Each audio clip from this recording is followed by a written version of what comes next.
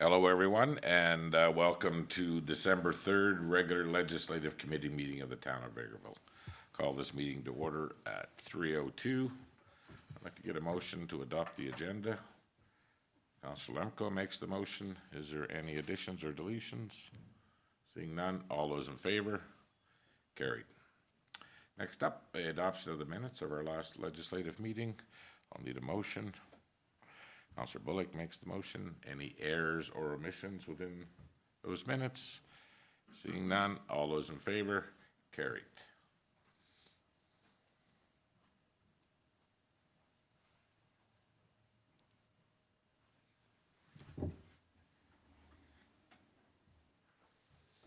Okay, next up, quarterly progress report from Planning and Development Coordinator. Are you ready to roll? Thank you. I am. Okay, so as of December 2nd, Planning and Development has issued 86 development permits and building permits. I've changed this number. We're sitting at 5,202,883.50, and that's with those new homes that are in Foxview, because those building permits have been issued. So we typically don't tally, we don't do the totals until we have building permits issued. So those are issued now, so I added those in. So we are not down from 2023. We're actually up. So, and then we did receive more building and development permits for the remaining 4 lots. So those are an extra 2.1 million for value of new, which will be before the end of the year, typically. Could be, yes, potentially could be. As well as the commercial development, if we get the permitting by the end of the year for the old Full Throttle site, then it will be up more too. Active business licenses, currently we have 264 retail business licenses, 69 home occupation minors, 29 home occupation majors, 2 seasonal business licenses, 81 non-residential business licenses that are all active.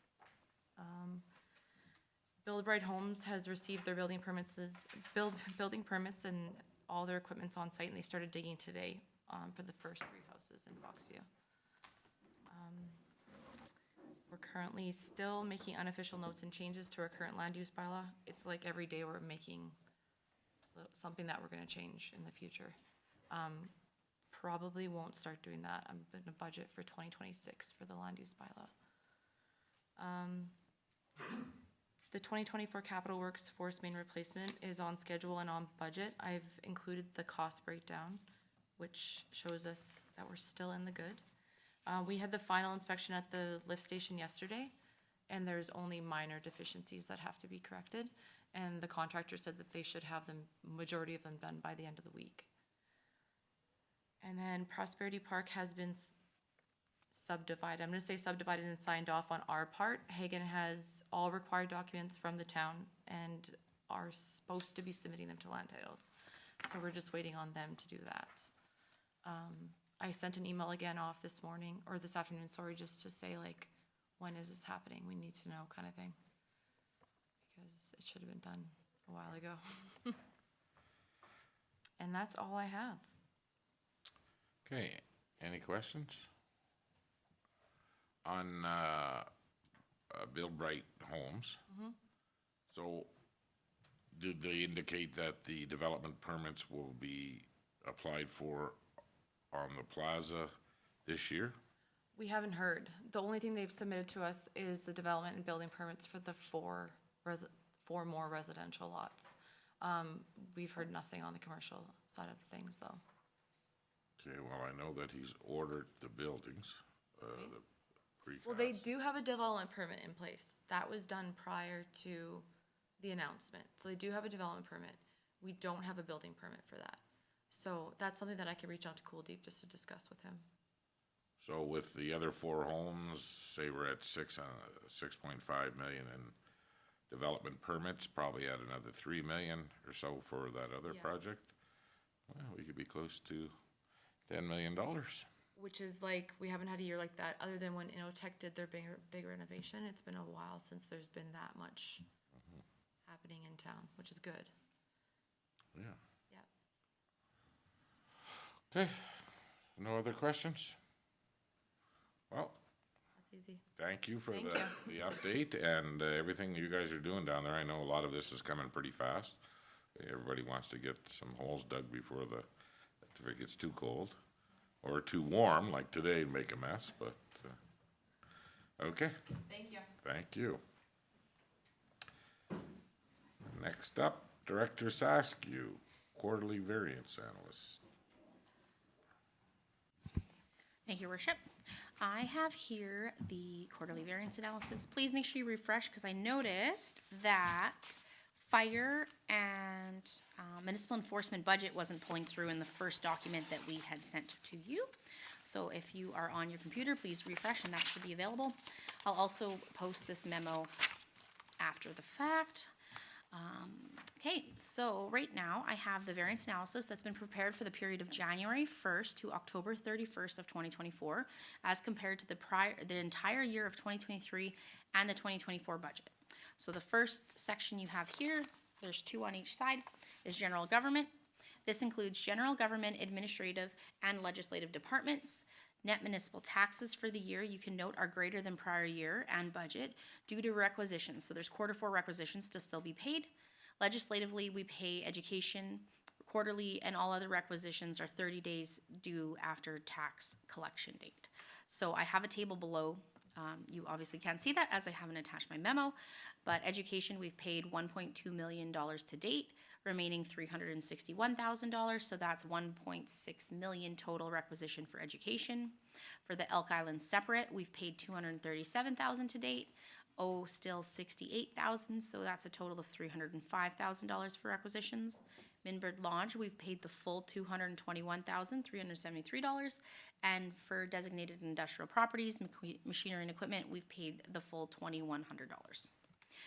In the government transfers line, this includes prior year MSI operating grant and current year LGFF operating grant. So as we know, we had that changeover from MSI to LGFF.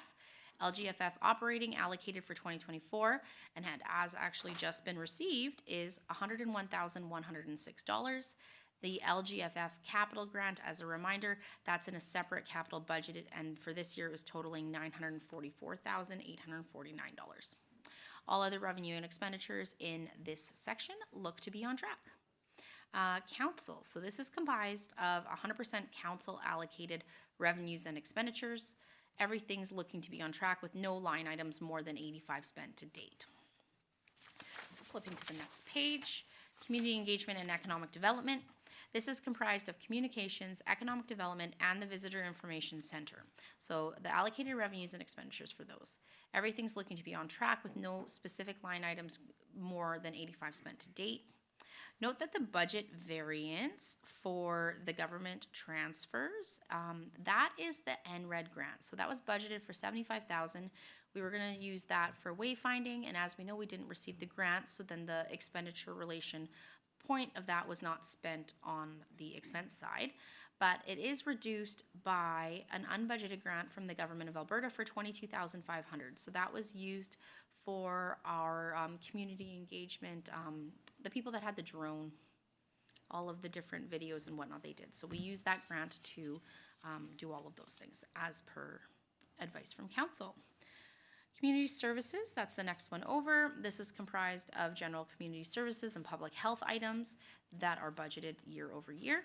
So included in that is also the funds that we pay for new doctors. So we had one for this year that we funded from this account. Included in contracted and general services is $18,000 for the chamber copyright agreement and $10,000 for Canada Day fireworks. Included in transfers to local boards and agencies is $17,000 to Prairie Tales, $30,766 to Northern Lights Library System, and $22,000 to VTSS. The public health grants and incentives also total $15,000 in that line item. And to date, all of these organizations have been paid their allocated funds. Budgeted variance for the year is related to the public health funding for the new doctor that was for this year. So moving right along. Please stop me if you have questions at any point in time. FCSS and library is the next section. This is comprised of all FCSS budgets and combined as well as the library. To date, all revenues and expenditures look to be on track. I have less control over these funds and how they're spent as they are administered by separate grants and administrations. So this is more so presented for information purposes. And if we needed to do a deep dive on that, I would recommend going through our council liaisons on each of these boards. We can, and I can also, I feel free, I can get some information as well. Okay, protective services. So I did a little bit different with protective services. So the first column for protective services is comprised of safety and emergency services only. So this is more, our safety is like training, and emergency services is relation to us with like our DEM and like if we have like an actual emergency and that sort of training that we need within protective services. And then on the following pages, I've broken out fire and municipal enforcement to give you some more detail on those items, because it is hard when we put protective services together and we include safety and municipal enforcement and fire, it makes it really hard to read. So this protective services is more so just salaries and wages that we have allocated from protective service manager and fire chief for those portions of that job description, as well as like the materials, goods, supplies, and utilities and contracted services. That's specifically like training or other functions that we have in relation to the safety program. So there's not a lot going on in that one. They all look to be on track. RCMP, so this is the funds that are comprised only of the RCMP operations and not specifically the facility cost. RCMP facility is included with our facilities in coming pages. The government transfers of $345,664. That's our annual policing grant, and the town has not received that to date. This grant is often paid in December annually, and in fact, we actually received correspondence on that today, so Mayor McPhee has already signed that, and we would hopefully receive funds by end of this year. This grant is it used to be a $100,000 police officer grant and a $245,664 policing grant. So it's meant to cover, the $100,000 portion was meant to cover one salary, and then the $245,000 was to help us with the cost of policing. As we know now, $100,000 does not cover a police officer's salary. This grant has not been adjusted or annualized for inflation for as long as I've been here or doing the audit. So I think 2012. So it's been a while. And this is a portion, the federal government gives the government of Alberta $72 million a year, and this is what they pay us out of that $72 million. Yes, that is correct. So the intention of this grant was to cover the cost of one member, and it's not been adjusted for inflation. So that is unfortunate. To date, Q1 to Q3 of policing contract has been paid at a significant discount due to vacancies of positions. So our staff sergeant has done a really good job of reporting vacancies, and we have noticed a difference in our billing. So you can see the contracted and general services line. Our annual variance is $679,000 less, and our budget variance is $972,000 less. So obviously we do have a payment at the end of this year due, but both payments are going to be significantly less than the $679 or the $972. I think they're about $200,000 a quarter. Don't quote me on it for what we are expecting for this next one. But the year end is March on that contract. The right? year end is March, but the budget here is I actually allocate based on their March year end. So the first 2 quarters I have at the one rate, and the second 2 quarters I have at the other rate. So if we would have been charged for our full complement for the full year, you could have expected to pay the $1.4 million. So we have actually realized a decent amount of savings on our policing contract this year, which I will be proposing to go into that carry forward reserve and bring into revenue in the new year, because we've already levied for this at one point in time. So that was in the 2025 budget. And we don't know what the retro pay is gonna be, because they haven't signed a new contract yet. That is correct. And we still haven't paid paid the the- last retro pay. To be clear, that will rob us of cash, but not actual have to fund it, because we already funded that in the 2022 or 2023 year end. So it's funded, but if we actually have to pay the retro pay, we will lose that cash in our cash account balance. So The accounting treatment of it is, it doesn't affect us if we have to pay it, but obviously the cash treatment of it, we will be down cash if we do pay that, when we do pay that final retro payout.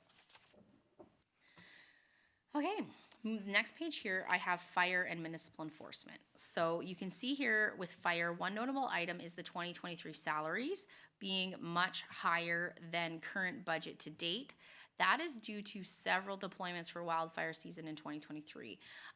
That was a unprecedented season. This year, I do believe we had a couple deployments, notably being the Jasper Fire, but nowhere near the amount of deployments that we had in 2023.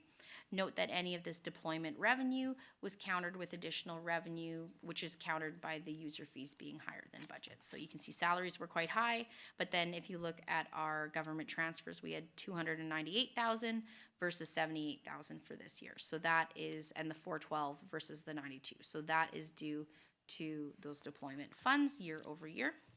And moving into this year, I have created a deployment code for revenue and expenditures so we can more accurately track the variances in our fire contracts for deployment income versus expense. So that'll help us level the playing field to compare apples to apples when we're looking at year over year fire.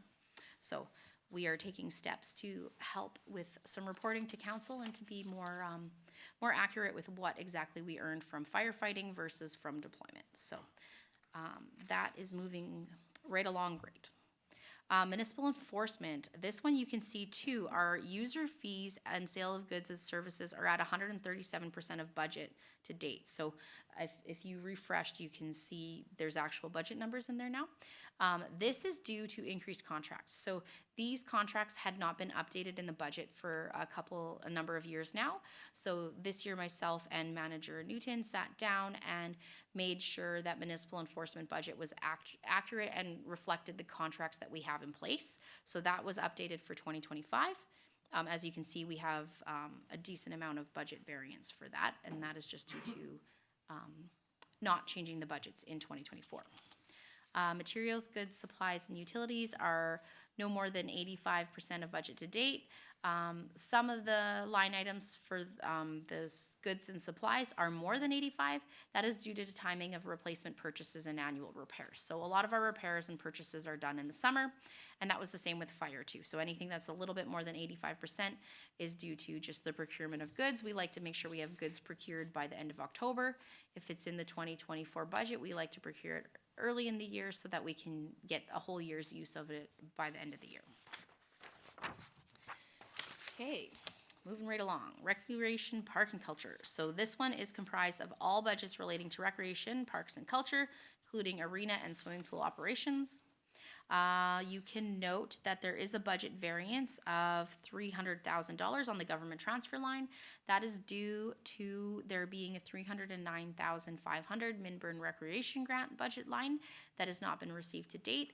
The county often pays us in December as they collect their property taxes in the fall. We also have Canada Summer Jobs Grant that was budgeted on here. Just to note, we've received significantly less than we have in the prior years, so those budgets were slightly overstated as well.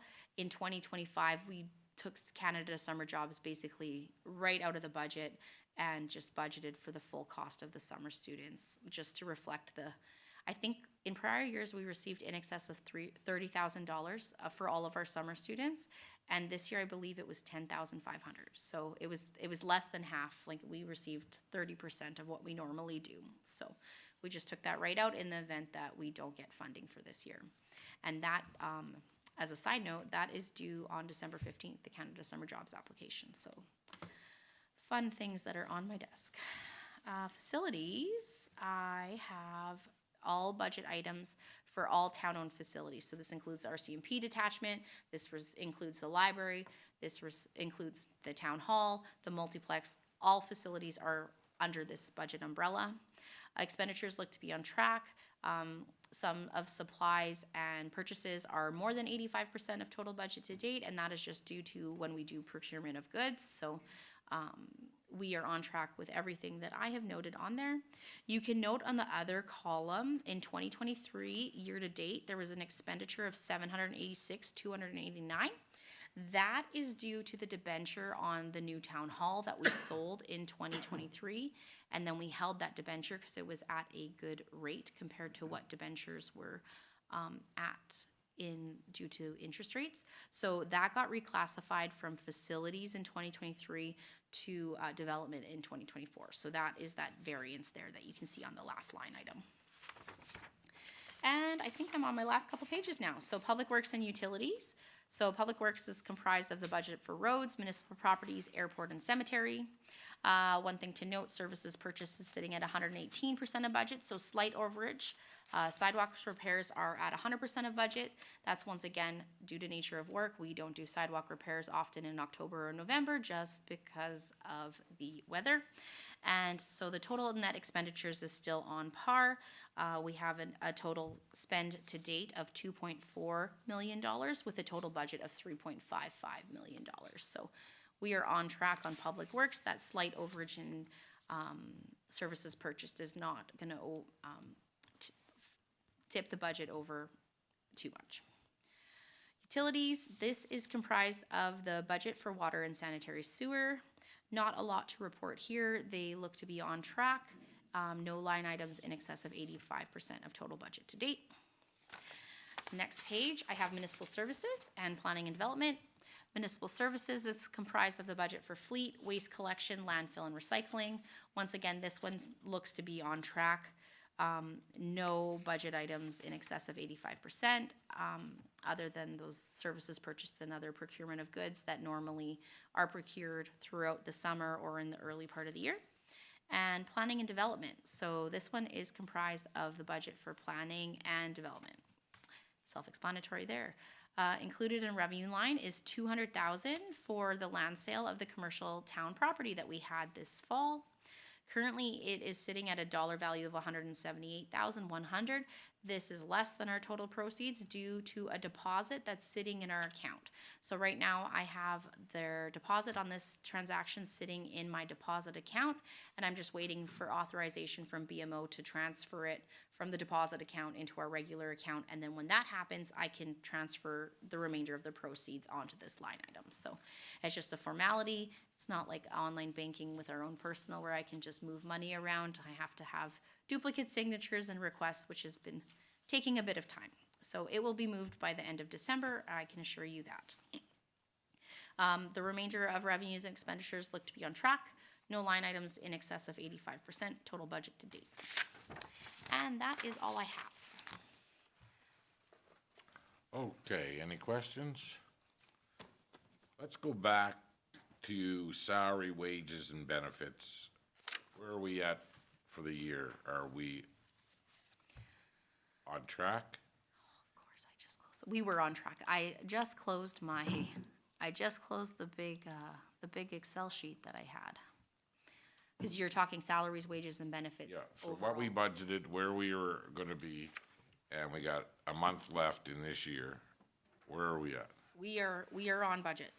We are doing fine. We have had some vacancies this year and changeovers, so I believe we're probably below budget a little bit. So, but we're coming in on track. So with everything all encompassing, we are at or below salaries, wages, total budget.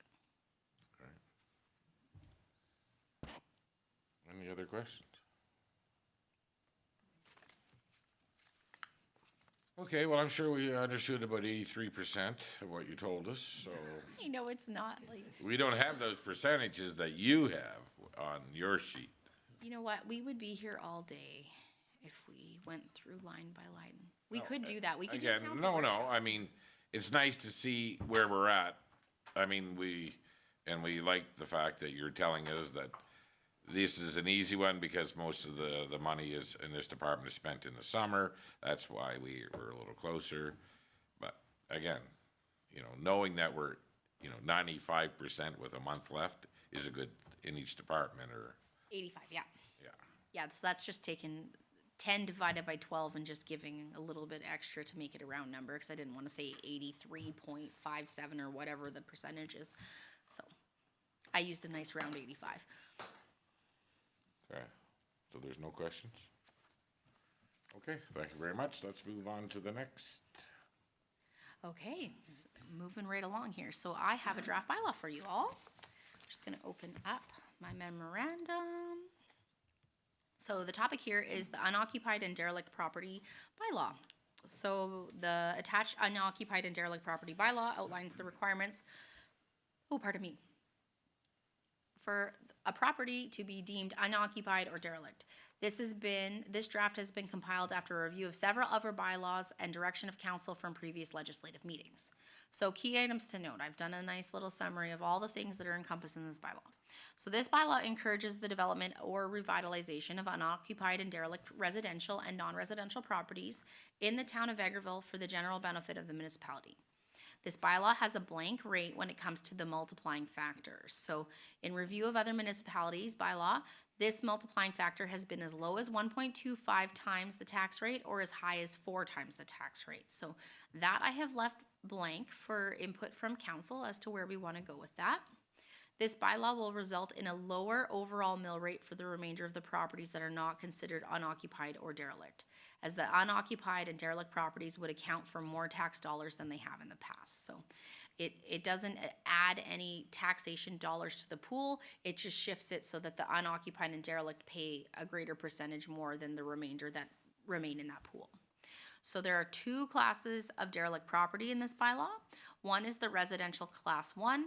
This means property that is abandoned or unoccupied that is in a dire state of disrepair because no one has permanently occupied it for at least 6 months. It's partially or fully boarded up or have been issued an Alberta Health Services order. The non-residential class 2 is the exact same requirement. So property that is abandoned or unoccupied that is in a dire state of disrepair because no one has permanently occupied it for at least 6 months, partially or fully boarded up, or have been issued an Alberta Health Service order.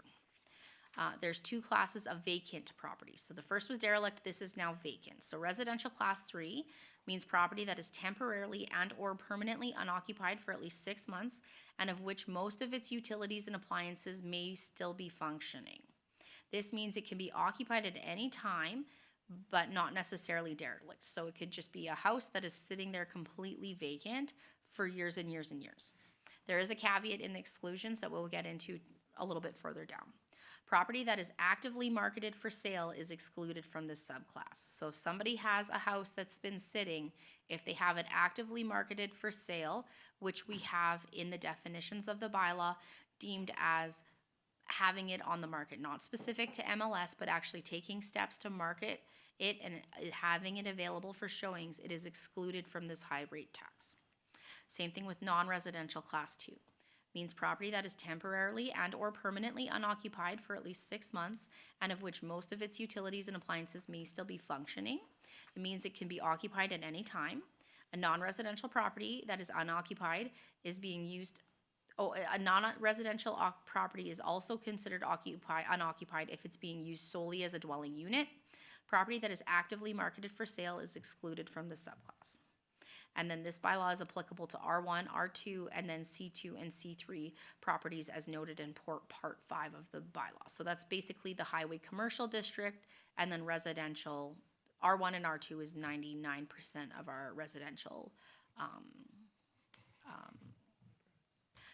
right now. Part 6 includes excluded properties. Excluded properties include R1 and R2 properties larger than 10 acres, not in the final and subdivided end use. So if you own something that's zoned R2, not fully subdivided, and that would be excluded from this. Excluded properties include R1 or R2 zone properties whereby the property owner holds title to an adjacent improved property and where the vacant lot in question has been integrated into the yard space to enjoy. So this would be properties where you have a house on one lot and then the next lot next to it is a vacant lot, but you've incorporated a fence and landscaping. So even though it's on 2 separate tax rolls, it would not be privy to this higher rate tax. So as long as it's landscape, treed, and fenced, and like a congruent with the adjacent lot, it would be exempt. And farmland, urban reserve, direct control, and community district would also be excluded from this subclass. And just to note that all of the vacant and derelict would be not decided by council or administration. It would be, this bylaw would be classified by our assessor. So no different than how they assess properties and put them into the proper classes. It would be our assessors, when they do their summer inspections, would be determining if something was derelict and put into this subclass. So it would be out of, so to say, out of our hands.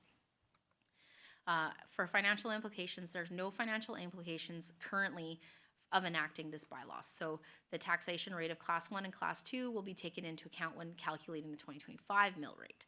The additional tax on unoccupied and derelict property will allow for a lower mill rate for the remaining unoccupied property. And then communications, senior management and the assessor will be informed of council's decision and options. Town council reviewed the unoccupied and derelict property bylaw draft and provide recommendation for changes to administration. Okay, any questions on that part? Go ahead, Councillor Bullock. Okay, so a comment on the derelict side. I'm in agreement with the derelict side. If something's derelict, definitely want to look at what we can do with that. A question on the, let's say a vacant lot, residential lot, R1, R2, R3. If that lot is not for sale or is not listed for sale with a realtor or privately.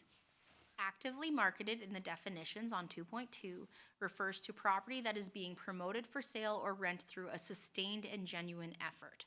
A property actively marketed is a property that is available for showings to potential buyers and advertised on various platforms. So that could be privately marketed and put on Facebook Marketplace and Kijiji.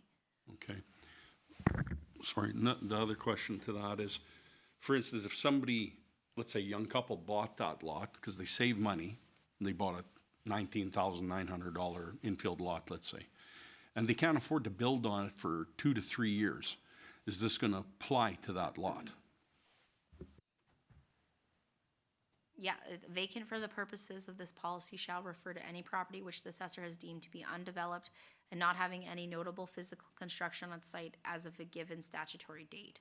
So I think there is some lenience towards that in discussions with like council and administration and letting our assessor know. But for the most part, it's unoccupied if it's been just sitting for 6 months. Okay, then I guess I personally have a problem with that. Is if there's somebody that actually, we can't tell who's going to be genuine or not to buy it and wait to see if they can afford to build on it, but I sure hate to discourage somebody for having that chance to buy it. When I'm looking at commercial property down Highway 16A, I feel differently about that because that's prime real estate and we want it to move. So we want it to be sold so someone can develop it. But when it comes to residentials, I'm a little worried that we're going to discourage some people that maybe don't have enough cash to build a house right now or the ability to get financed for it, but they can afford to buy that lot and maybe hang on to it for a while. You know, so, and I know we want to encourage developing the infield lots. I get that, but I also, if we want affordability in a home, some people have to save some money to get it. They're paying rent, let's say right now, $1,500 to $2,000 a month, and they have to save some money. And if they save some money to buy the lot, then there should be a reasonable amount of time for them to build. And I know we're thinking maybe about speculators that are buying to wait till the land goes up. I don't know what's going to, I can't tell who's going to do that or not. I feel very, I don't like that portion of this proposal. I'd really like to leave the residential vacant lots. Now, if it's a derelict vacant lot, that's a different story, like it's ingrown with weeds and stuff like that, but then we have a bylaw we have a bylaw officer that should be dealing with that. So I'm uncomfortable with that, but yeah, go ahead and. Okay, so I just did a calculation, so our property tax calculator for residential. So if they're buying an infill lot for $19,900, the tax bill that you're looking at is $236. So even at 4 times that, it's still less than $1,000. It wouldn't be causing like undue hardship, I would not imagine, but it is a valid point. So that this bylaw can be enacted where it doesn't include the the residential subclass for unoccupied. That is like that I presented everything to council, and yeah, I'm looking for feedback. Yeah, I know, and I wanted to wait till now to give my feedback because I wanted to digest it and read what was coming out today.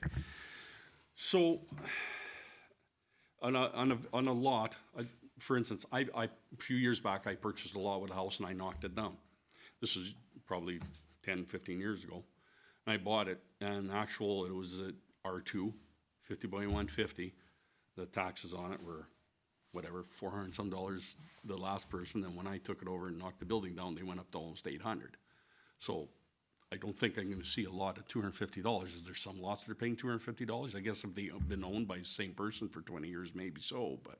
No, I don't think there's any empty lots in town that are under, say, $700. But if they bought it for $19,900, they could argue to the assessors that's what it's worth. So I'm assuming that these lots that were bought for $19,900 are gonna be taxed at that $200, like, don't quote me on like the exact, but like this year's mill rate, like. Okay, go ahead. So forgive me for not weighing in on this up to this point. We've done some emails, and I know that you've had some discussions here at meetings that I've not attended. I guess one of the things that I appreciate the explanation here. The one thing that is missing for me is the motivation. Like, what problem are we trying to solve? And I feel like that's maybe kind of what Councillor Bullock is referring to. So we've done, and by we, I don't necessarily mean council, though council is directed, and we've had some great movement. I drove past one of the derelict properties that's no longer there. So we've done some good work with enforcement to ensure that we've got some more developable land, as well as beautified the community. But I'm not certain that I understand what the motivation here is. If we're looking to compel people to develop their properties, that's one thing. But I'm not certain for those of us, and with transparency, we too own some bare lots that we would not sell based on the price that land is currently going for and what we paid for it. So in that instance too, I'm certainly not a speculator, but I would think that I would be an example of many people that live in the community that have at one time purchased property and maybe not built anything on it at that time. So I guess in that vein too, I appreciate that there's two different definitions for two different classes of property, but I'm not certain that derelict should be approached in the same heavy hand as unoccupied. And I guess that's where maybe as council we need to have, or I need to have a better understanding what the motivation is and what we're trying to resolve. I mean, we started off the meeting with good conversation from planning and development, which demonstrated that through the diligent work of council and administration over the last number of years, we've got developers that are both adding to the overall assessment in both residential and non-residential areas of the community. We've done some good work with remediating some really challenging properties that some of our residents have complained about for years. And then there's a third bucket, and that's kind of, I think, where this is fitting in. And there's a lot of things in here that I don't necessarily see needing to be solved at one time. So I guess I'll go back to my first comment is I'm not certain that I understand the motivation, and it would be helpful for me to get that. Okay, so let's just start. If you're setting on empty lots. So we looked at the utility bylaw. So people on empty lots are not contributing to any of the debentures, really? That are, if you look at the flood mitigation on the utility bills. If you look at the sewer charge, and it's gonna cover the debenture on the new fourth main. And the other pieces that are apart, and the infrastructure charge on our utility bill. So how do we get empty lots to contribute their share? Because obviously their property isn't flooding. They have access to a brand new force main sewer. They have sidewalks. Some have sidewalks. Some have their road will be paved in a year. Everybody needs to contribute. Just because that lot is empty, why is everybody else that owns a property picking up their share of debentures that are needed within this town to support when they go to build on them. So how do we do that? This is the thing. So do we go out and say, well, we're just sending a utility bill to every lot? I mean, this is directed at derelict homes that are boarded up, sitting there. We can get those back in our hands through property tax, tore down and back out for sale. That's one reason.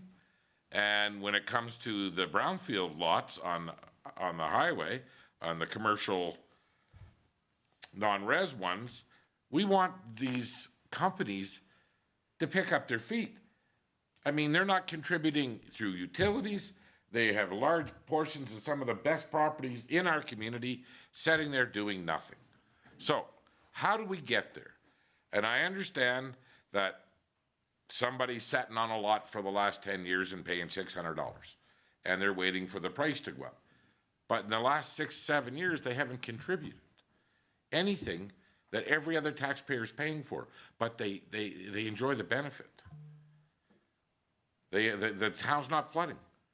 The sewer lines are all upgraded. I mean, we are doing things to improve every bit of our infrastructure in this town we still benefit from, but they're not paying nothing. So if we try to do it through the utility, send them a utility bill, is that fair? Or do we try to look at, we can go, well, right now, I mean, what we've seen in other bylaws like this is an increase of 1.5 up to 4. So do we say that if your lot is just an empty lot, then it's times 2? And that would probably capture what they would have paid in the monthly utility bill on those 3 charges on an empty lot. But is it fair to every other taxpayer in this town to pay back these debentures that are listed on the utility bill, but because you are speculating on a piece of land, you're not contributing?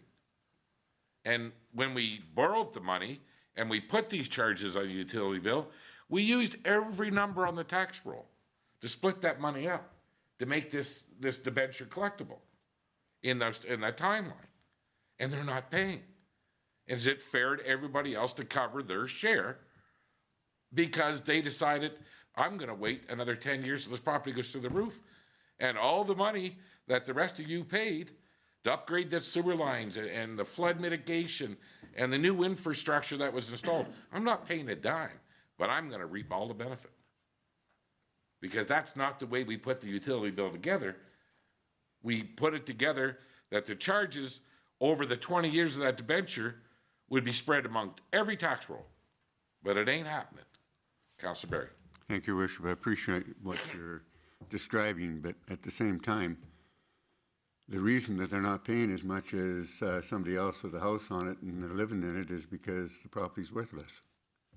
So if the value of the property is only $20,000, they're paying a portion, but it's a very small portion because they're paying the same mill rate as I am, but the property is worthless. So They're not contributing on the utility side. But that's a different argument.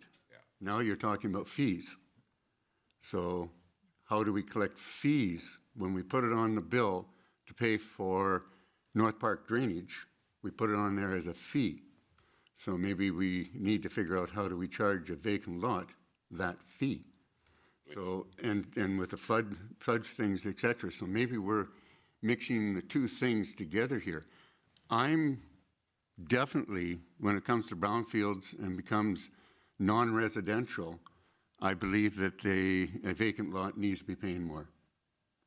Because I think that particularly brownfields that are sitting along the highway and et cetera are an eyesore, they're a waste of property, and it's because they're owned by a big company that can just pay a few $100s every single year compared to actually putting the property back in, which would cost them a lot of money to take care of the oil that's contaminating the property.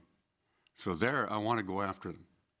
But just to, and I'll say foreclosure too, or yes, bad days is I've got a brother-in-law that bought a piece of property many years ago with the intent of building on it, but the way things all fell through and et cetera, it's been sitting there. He paid $50,000-$60,000 for it. It's worth $20,000 now. Yeah, he's interested in selling it maybe, but I mean, at a loss. So a person who owns today a property he bought some time ago, he's paying less in taxes on it because the assessment is lower, but he's paying the same mill rate. So I think we have to try and figure out how do we work it out in terms of somebody who, and we can't, as has already been said, how do we figure out who's the speculator and not? And this is outside of council now, because the assessor is going to be trying to figure out, should I charge or not charge on this vacant lot? So I think we have to make it clear for the assessor as well as to, are we actually going to increase it? I thought we were having a discussion at one time, how do we take and look at the fees that are on the bill compared to the taxes that are on the bill? If it's a derelict house and it's run down and they're just sitting on it, I think that it's probably not going to be assessed because the building isn't livable. So we lose taxes. And there's no encouragement for them to tear it down or fix it up. So therefore, I'd like to use taxes to try and encourage that. But I do have a problem with just the vacant lot, where it's just a vacant lot here and a vacant lot there and a vacant lot somewhere else. It's not really a developer that's holding them. So that's, vacant residential lots, you'd like to see not be part of this class. I'm hesitant to see it being part of the class right now, just on the grounds that they are still paying the same mill rate. It's just that they're assessed way lower than what a 12,000 square foot or a 30,000 square foot home is. I mean, so it's a matter of how do we decide between a speculator that's sitting on a piece of property until it goes up? Somebody who's bought it at 20,000 right now might be a speculator. Somebody who bought it 5-10 years ago at 50,000 is saying, I'm going to lose if I sell it today. But they can't afford to build on it. All right. Well, it works. I've bought a ton of lots in this town, made some money on some, and lost some on the other. That's just the way life is. I've never had any luck on property. So, but the aspect is the fees. Determine what's there for fees and see how do we collect those. Thank you. I appreciate a little bit of the preamble and have been here for a number of different years as we've gone through the ebbs and flows of real estate. But I think the other important part of this conversation is, what are we talking about? Like, there's a big difference between a brownfield lot, the majority of whom is owned by large corporations that don't live here, and they've essentially sterilized all of the main streets in every community across the country. That is completely different than a vacant lot, a residential lot that has not been developed upon. So I think not only is the scope and scale different, but also the intent is different. So that preamble from this memo, for me, is maybe, sorry, we're trying to put all of these things in together, and I appreciate the fact that what we're trying to do is we're trying to come up with another tool. And I mean, obviously, carrot and the stick, but I think maybe we're using a tree. Like, it's maybe a little bit too drastic. Just on empty residential lots. Yeah, I don't have a problem with brownfield, but I think we're conflating And all of derelict them. properties, you don't have a problem? I want to compel people to make the right decision, but I think there's another portion here that's missing for me, is that, with all due respect, I would think that the number of properties that are paying $200 in taxes would be probably less than this hand. So I think that's maybe not accurate to share with the public, because the majority of people that are paying taxes, whether they're res or non-residential properties, are paying significantly more than that. So I think the other part of it is that if we're going to talk about, like, if we had a goal, we had an intention, economic development has done a really admirable job of making sure that we've got over the years, making sure that we know what properties we have for sale. We can't sell what we don't advertise. We do that now. We've come up with policy to be able to decide what properties should be sold, what price they should be sold at. That's all part of where we are right now. So I understand that we've moved to this point where we can have a different discussion. But I think it would be helpful for me even to be able to make a recommendation at this point. I do think derelict is different, brownfields are different, but I also would like to know, what are we talking about? Are we talking about, you know, out of the number, you're talking about the sharing of the utility costs. There is a way that we became aware that we needed to have every property owner be able to contribute to utilities, et cetera. That's what taxes is intended for. And I understand that the deep services are becoming more and more expensive, and that is something that we need to look at very carefully, which is part of the reason why over the history of council, we've been trying to be better at capturing what the actual cost of putting in deep services, what water actually costs, not just bulk water sales making money for us. I mean, that's helpful, but that's just a little piece of the bigger picture. So for me, I would like to know how many or what proportion of our properties we're talking about, and what we're looking to gain. Because what would be a better incentive to try to develop some of those? We've talked about infill development incentives in the past. I don't see this as an incentive, and maybe it's not intended to, but that would be where I would ask for some additional information and perhaps pulling that out. Go ahead, Councillor Rowe. There we go. So I'm a little bit of agreeing and disagreeing with both sides of it, of course, right? Certainly on the derelict and the brownfill, because we are trying to incentivize somebody to clean up a problem. I do consider vacant a little bit different, but I don't want that lost in the capture either. I just am not sure if it's right the way it's placed here. For me, a couple things. If there was a percentage, and I understand we don't always recoup it all, I would like to see the percentage be somewhat different than the 4% placed to them, because we're asking them to clean up a problem where this isn't actually a problem.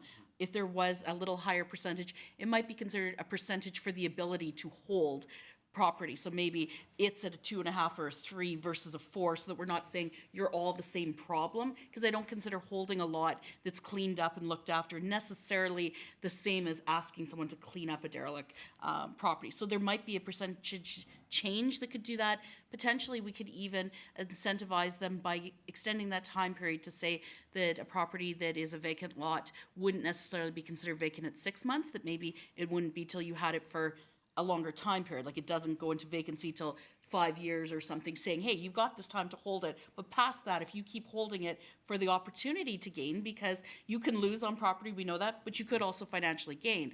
There might be the thought that there should be something to say you don't get to hold property forever to potentially highly gain and not contribute in the way that you are. So maybe just some consideration to that being moved out of there, because it's a little different category, but then still not losing it either by addressing it at a lower rate or an extended time period. So just, I don't want to lose the capture completely though, in the fact of I don't think it's probably a whole lot of lots, and I understand some people can lose money on it for sure, but it is also a gain. Well, in anything else, if you hold something and potentially pay out, you end up, it costs you something to cash that in. Well, this would sort of be the same thing. Otherwise, we could have people, like you said, you don't know who is speculating or not, but we do want to stop the scenario where people just held lots for a long period of time when we are having a housing issue, and then potentially, as we run out, could hold them over people's heads and have these extremely high properties. So I don't want to lose it, I guess is the point I'm saying.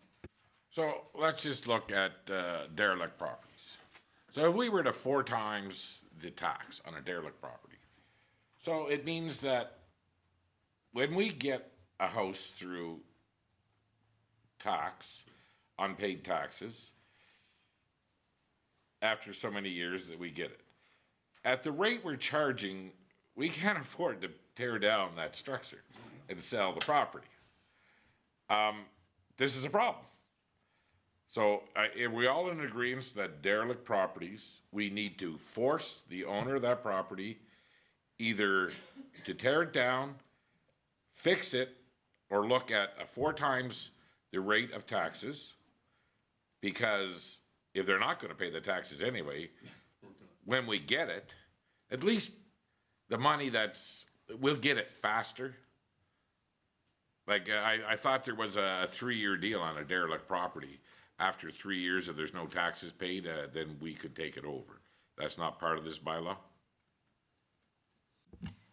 No, it follows the same as any tax forfeiture. They go on notice and then they, sit on notice for, I think it's a year of unpaid taxes, you go on notice, then you sit for another year, and then it can go up for tax forfeiture. So in the end, is it 2 or 3 years? It's 3 years. 3 years, of unpaid taxes, and the town has the ability to sell the property or keep it. I thought Vikings bylaw on derelict property, after 3 years, at 4 times the rate, they just took the property over. And, okay. Okay, so we're all in favor of derelict properties? Absolutely. Go ahead, Councillor Barry. Thank you, Your Worship.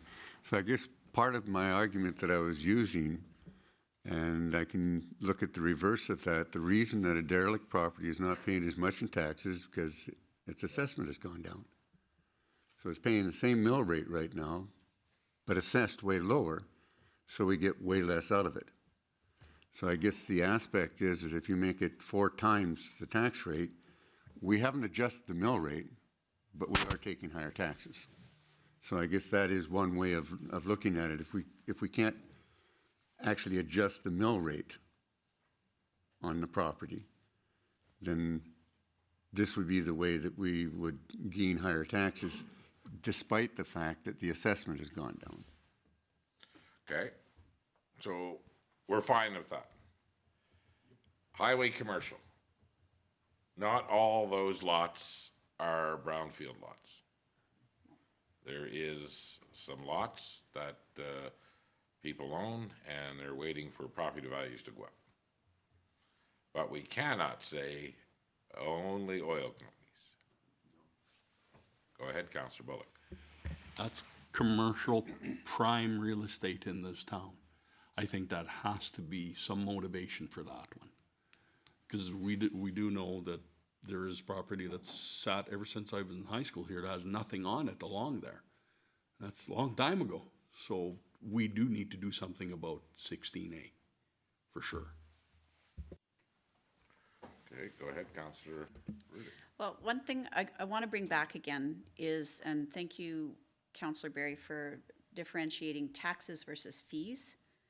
And I think there is the other part, and that's kind of where we're in, is the punishment part. So it's not just, that's really what we're trying to compel through the stick. That all of these, whether they're inhabited or not, are still paying for the other things. They're paying for a Minburn Foundation, they're paying for policing, they're paying for their educational taxes. They're all contributing. And then the remainder is general residential or general non-residential. So they are still contributing.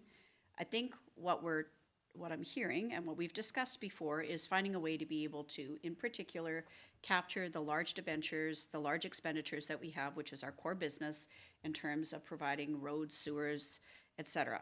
So the example that you've just given with highway commercial is a good example, because I think people will be surprised who's going to get upset. It's not going to be the large oil companies. It's going to be the last time that we did a conversation about a previous council than when I was here, to compel people to develop residential properties into commercial properties, or the relationship between that transition between being residential to being a non-residential property. And again, although we have low vacancy rate for rental properties and there is high turnover of sales here, I'm not sure we're quite at the point where we need to be punitive with everybody.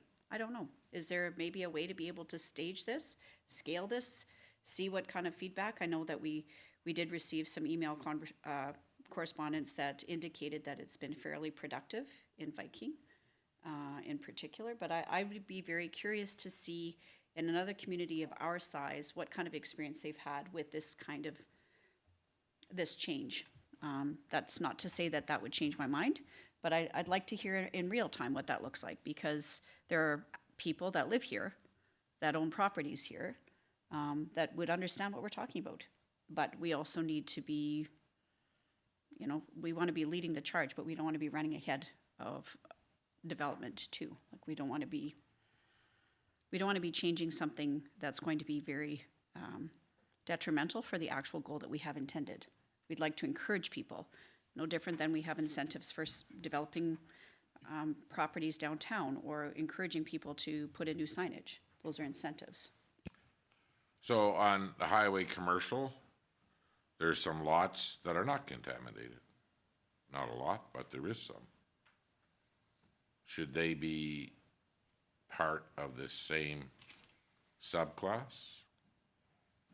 Because they're on highway commercial? Can we actually differentiate that? I don't imagine they've all done drills and had an environmental impact study done. But, see, these are the things that when you look at it, I mean, just to say, there's probably 12 lots, I would say, right now that are not in use, that are just sitting there. I would say maybe 3, I mean, those might even have some environmental concerns. Like, what about a 7-Eleven? It's boarded up. Is that derelict? Because that's our definition of, that's derelict. Yes. By this definition? If it's Or our boarded up. definition? So, okay, I don't know, because we're just talking about this, right? And we're trying to figure this out. When it comes to empty residential lots, what is the 3 charges that are on utility bill? Flood mitigation is how much? $6 I don't a have month? that right in front of me this second. I think, Infrastructure is 5? Sewer charge is 5? I think so. Well, there's, Okay, I have in front of me, flood mitigation, storm drainage is $6. Infrastructure replacement fee is $6. 12. Sewer surcharge is $7. And then recycle fee, do you want that? No? The recycle fee, It's well, eight- but that doesn't, the recycle fee is extending the landfill. Okay, I guess so. Go ahead. and then service charge is $7. According to, and I'm going by my memory because I don't have that utility file down here, but I think the standard, the monthly total was around $43 a month that was going to be charged out. So recycling, we're spending about what, $900,000 a year on that? Or maybe more now? Yeah, that'd be the expenses, but not factoring in a bit of revenue. So reality is, are the empty residential lots, are they receiving benefit of us recycling? The recycle bins are in the back alley.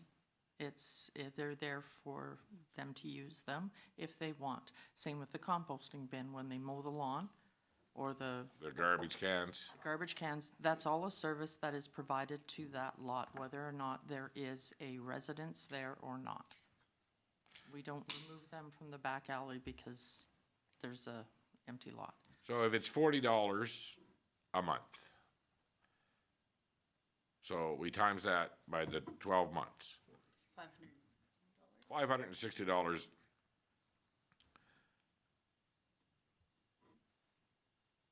Is that fair to charge on every empty residential lot?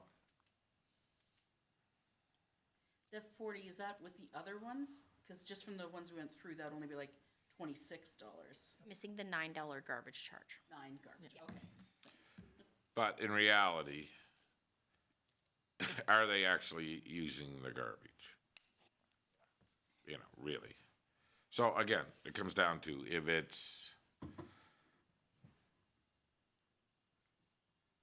we look at the infrastructure, they are definitely benefiting for that infrastructure charge is just a top up, so we can do a few more projects every year, based on the less we're receiving from the province. That is correct.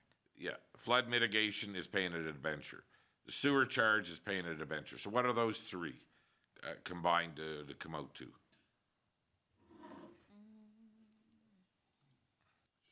Go. What? I'd Go like ahead. to back up in the conversation a little bit. You talked about the empty lot not using the garbage. You have to think of it more of as a service like a fire department, whether it rolls or not, there's a cost for it to be ready to go. And when that lot sells, that next morning you can throw garbage in the bin and it will go away. We don't, it's like a fee because it's ready to be used, as opposed to you buying the lot and then we have to add extra charges and bring the bins and reroute the truck. It's a stand-ready service. There's a cost to that, so it's ready to go the day you sell it or develop it, is my point. So how do we get to the point where an empty residential lot is at least contributing to the benefits that that owner is receiving? By having a garbage can, having a sewer lift, a forced sewer main that's gonna be in place for the next 70 years. You know, and how are they contributing to the flood mitigation that we went through and brought forward so this town doesn't flood? Okay, we'll go Councilor. Director Susky, I'm just wondering, would it be possible on taxes, like how we were able to have more than one mill rate for businesses they were, say, over the 50 and under? Is there ability within the MGA to have a different rate on vacant residential? And I'm just wondering that, because I'm wondering if there could be a slight mill rate difference. Well, that's what we're There. trying to do. This bylaw. But would it just, but is it able to have it like a totally separate line that can be changed and altered all the time, or would it always have to be the change in here? It has to go through a bylaw. But once it's in here, like you know how we vote every year that we'll adjust, you know, one or the other, can we just Oh, go in from and? res to non-res. Yeah, so like, you know, how they had that, is there such thing as being able to have like a residential vacant? That's what I was getting at, sorry, it wasn't well explained. No, that, everything is, and, those percentages that council sets, whether, commercial pays. all go into it- one big It all goes into the one category, and how they separate any subclasses out are through these type of bylaws. Yeah, so it's not ability to make that a third, okay, Yeah. thank you. Councilor Bullock? I agree with the fact of a fee on those vacant lots, because they are part of it. It's on the streets, not going anywhere. So I am in agreement with the fees. I was in agreement last time we discussed this. The stuff, the derelict properties. I definitely say that they have to, whatever we decide here today, they're gonna, So would an empty residential lot at a 1.5 taxation rate would probably cover those fees that we're trying to, that every tax roll should be paying, should be contributing to what it was designed for? Go ahead, Councilor. Thank you, Your Worship. I believe that that would be simpler than trying to adjust the utility bill. Because First of all, we'd I have to believe send that, them one. I was gonna say, because I believe that a vacant lot doesn't receive a utility bill. So in lieu of a utility bill, then I guess we set one mill rate for non-residential. And then everybody's got that mill rate. And the only difference is, as I've said 2 or 3 times, I think, their assessment is very low, so they pay less. And I mean, that's true for anybody. My assessment is much lower than a lot of other people's assessments, so they pay more than I do. But we all contribute. So I mean, I guess the aspect is if we're not collecting those fees, then the only way to adjust it would be to say that a vacant lot would receive a 1.5 tax instead of a 1. But, So it would probably work out, so we'd have, majority lots somewhere around $300 to $350 a year. so what we'd be doing is what we're doing is we're saying that everybody's receiving the same mill rate, and non-res, they're gonna receive these mill rates, but if they're in a different class, they're gonna get taxed onto it times 2, times 3, times 4. So I guess that's kind of the discussion we're having, is we recognize that there's fees that we can't collect because we don't send them a utility bill. True. So if we can't send them a utility bill, then how do we collect those fees that everybody should be paying for? Because as it's been pointed out by our director, if you look at it, those services are provided to the community. And the community has to be paying for it, not just some people in the community. So we have to try and figure out how we level the playing field a little bit so that we are collecting enough taxes so that we're not going in deficit all the time, because we can't go in deficit. That's right. So if we're spending more on these facilities and everything, we have to collect it in taxes. Everybody should pay. And if you're not paying fees, then you've got to pay taxes. Councillor Lemko. Thank you, Your Worship. Thanks administration here for bringing forth this bylaw that we've asked you to do. We've had this discussion before about capturing the fees for the services that are ready in front of your house or in front of your vacant residential lot. So this is the first draft of this policy. And I think we've come a lot of headway here as discussion, and maybe there's an opportunity to fine tune it. I'm just out of curiosity, how many residential vacant lots are in our community, roughly? I don't need to know the exact number. Are you talking ones that have an address? Yeah, just So no farmland? just the ones that we'd be blocks of talking land that about aren't here. Subdivided? The ones that would be captured in this bylaw that are not exempt. Okay, I actually am just opening it here.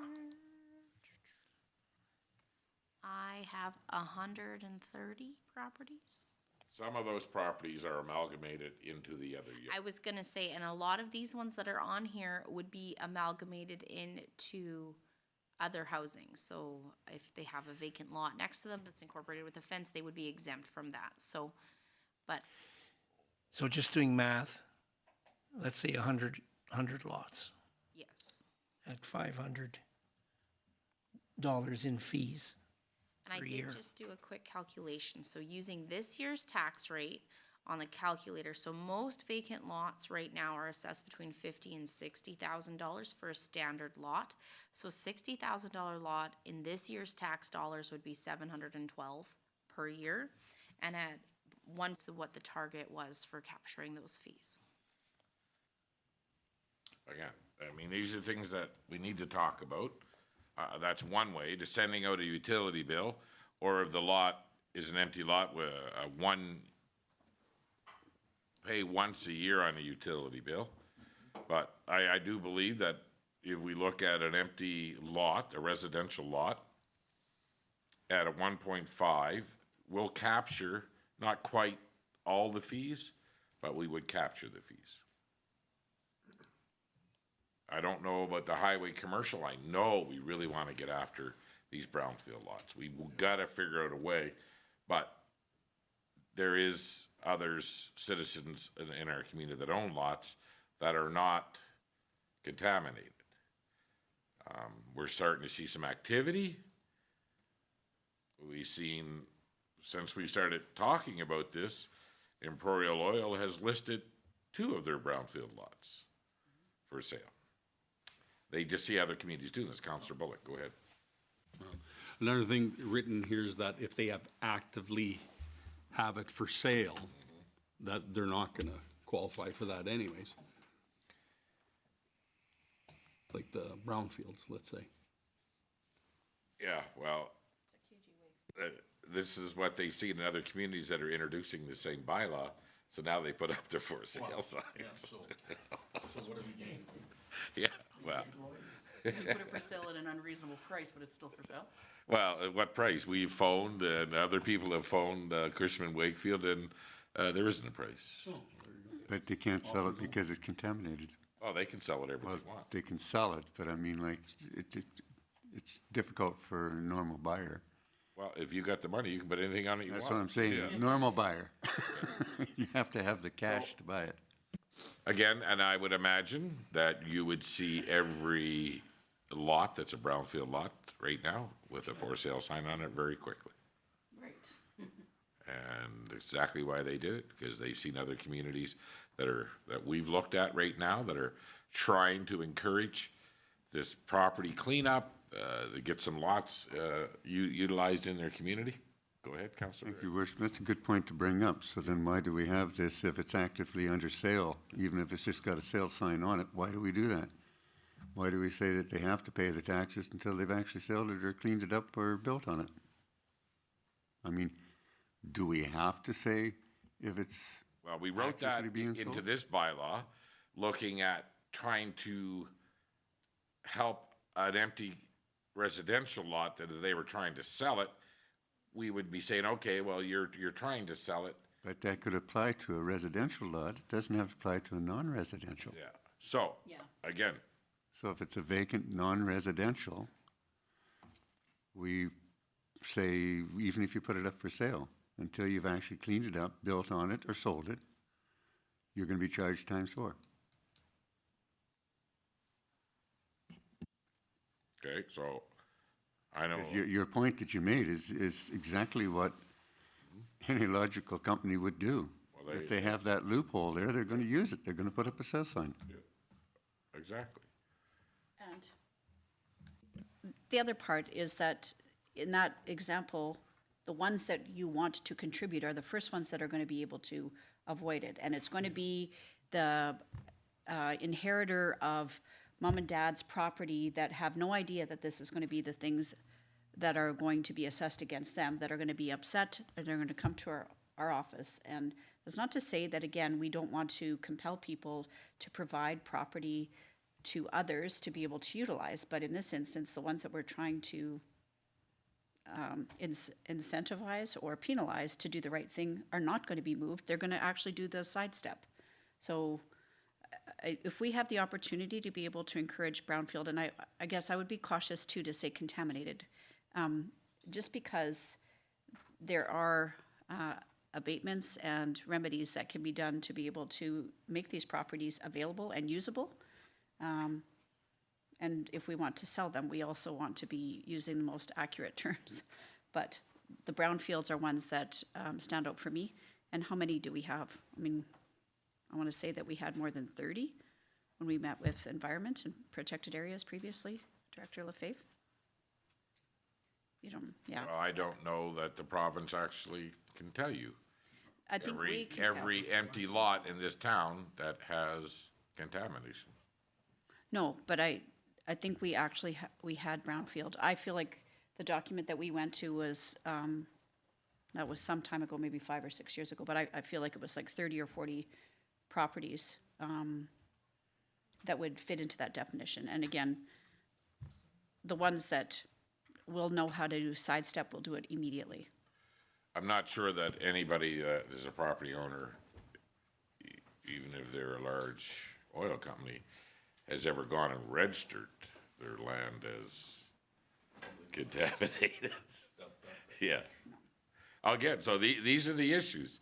So again, like on the empty residential lot, 1.5, sort of almost captures what they should be paying their share. Well, everybody's got to pay the share. If you look at a 20-year debenture and that we're trying to collect, it was every tax roll in this community that was involved when we did the math. So they're not contributing. I was in agreement with the fees, or that solution. Well, is the fee- actually yeah. Less expensive. And it's a lot less paperwork. So, we're understanding that derelict properties, that'll be a different class on its own. Would that be ×4? We've been given between 1.5 and a 4 is what we've seen other communities do with these properties. On the derelict, most of them that we see is around a 4%, so. Go ahead. I think that's one of the ones that we targeted way back that we want to deal with. So I have no problem being on the higher end with those ones. Prime property should not be boarded up and used as basically a tax deficit for some company while it sits there and impacts the way our town looks. So I think for a long time we've talked about derelicts. So in those cases, we work with community. Like we've worked with anybody. We've given them chances. We tried to help clean up. By the time they get to derelict, they're they're derelict by that point. And I think that we need to make it punitive enough that they care. Otherwise, if they're part of a big corporation and it's not noticeable, they're not going to notice it at all and do nothing with it. Well, we've seen what derelict properties invite to our communities over by the wading pool. I mean, over the summer, we had nothing but derelicts into those houses that were boarded up. We've seen some other properties, again, people not even from our community living in I don't even know what you want to call that way they were living in these derelict properties.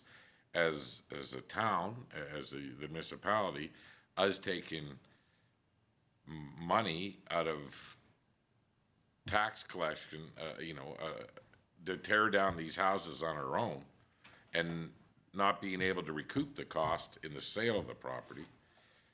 We need to take actions, and then it's about time that we stood up here. So I think that we're on two classes, the derelict and the empty residential. I think that we could probably take that to the public. We need to work a little bit more on the highway commercial. Because if it's up for sale, which you'll see every oil company put a for sale sign up. And again, like I know two people, I know that somebody in this room even phoned and asked what the price was, and they don't have a price. It's hard to buy something if you don't know what it's selling for. So how do we go about this? What's the best policy to move forward with this? So, and then we're not gonna solve it here today. Go ahead. So I have a question about the derelict definition, including the fully or partially boarded up, and using that specific example of the previous 7-Eleven site. I don't know that, I mean, it would seem prudent for most business owners or property owners that have something that's not uninhabited would most times board up the windows, because windows can be expensive. As well as invite other elements. And using the example of a derelict property that Councillor Lemko brought several times to the forefront that had been in a fire, the boarding up of that property kept it stagnant until something happened with it. Would we view the boarded up front windows of that 7-Eleven property as derelict? Is that derelict or is it unoccupied? I think CAO Ling has a definition. By the definition, it's derelict. Yeah, and I guess I'm questioning whether or not And what it should be. But I don't- again, it comes down to what, it's gonna come down to what council decides they want for their community. If you, cause of course, this is done by the assessor. The assessor goes by the definitions that we put in the bylaw. So if council is okay with boarded up buildings that are boarded up and painted and secured and everything like that, if they're fine with it, then that doesn't become a derelict property. But if council's vision for the community is no boarded up buildings, then it's a derelict building. Just the former 7-Eleven site itself. I mean, the storm water that goes in our system from that piece of property is amazing, and they don't pay a dime towards flood mitigation. So, again, how do we get there? Like, what is the right thing to do? I mean, there's other property along the highway commercial that should be developed. I mean, we're hoping, like, we know what we did with a piece of property. It's getting developed. We went out and found somebody. It may spur on other development in adjacent lots when it's done. That may help the progress, because those lots are not brownfield lots. But it doesn't address how we get to brownfield lots. And we cannot, what's the word? You cannot single out Yes, yeah. properties. Everything is done by the land use. We cannot prejudice ourselves against a big oil company, although we'd like to. Go ahead, Councillor Bullock. Well, maybe for, okay, the non-brownfield lots, maybe we should be incentivizing them through a tax credit or something to develop them instead of trying to penalize everybody. But again, how do we determine, because there's the thing, So this one needs a little bit, but putting actively for sale is not going to help us in this issue. You have a comment, Councillor Berry? Thank you. No, I'm enjoying the debate. The aspect is I was pondering the derelict versus the unoccupied or the vacant lot. The vacant lot doesn't have a building on it, whereas, so how do we work it when you're saying like something like the 7-Eleven? It has a building on it It's derelict right and it's there. vacant, It's derelict. but it's boarded up, That's derelict. so it's derelict. Yeah. But I appreciate the comment, Councillor Rudick, when you look at the aspect of it's a perfectly good building and the owner is protecting his windows and his doorway and his property in general. That's why it's boarded up. I don't think it's boarded up because it's uninhabitable. So I mean, like, so it becomes, it's not a vacant lot, but it's an unoccupied building. Are we getting ourselves into three classes here on the non-commercial? I can see the difference, but at the same point, I don't think we want to start taking and saying, like, this group gets 2, this group gets 3, this group gets 4. At some point in time, they've boarded it up, which means that they're not really interested in trying to get rid of the building or put it back in use. It suggests to me that where they took the tanks out from the gas station that was in front of it, there's a problem. They didn't clean it up, though. That's why they can't sell it. And they didn't clean it up, so therefore, it's just the same as a brownfield lot, but it has a building on it. For lease. Yeah. I mean, and they're actively trying to lease it forever.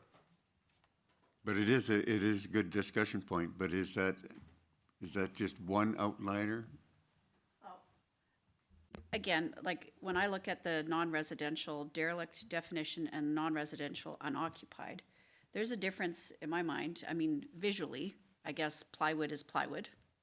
It's not particularly beautiful, but we have many downtown locations that have vacant windows, and we've talked about that there have been projects in the past to beautify some of those spaces and encourage the landowners to paint their windows or at least beautify so that they match a little bit better with some of the occupied.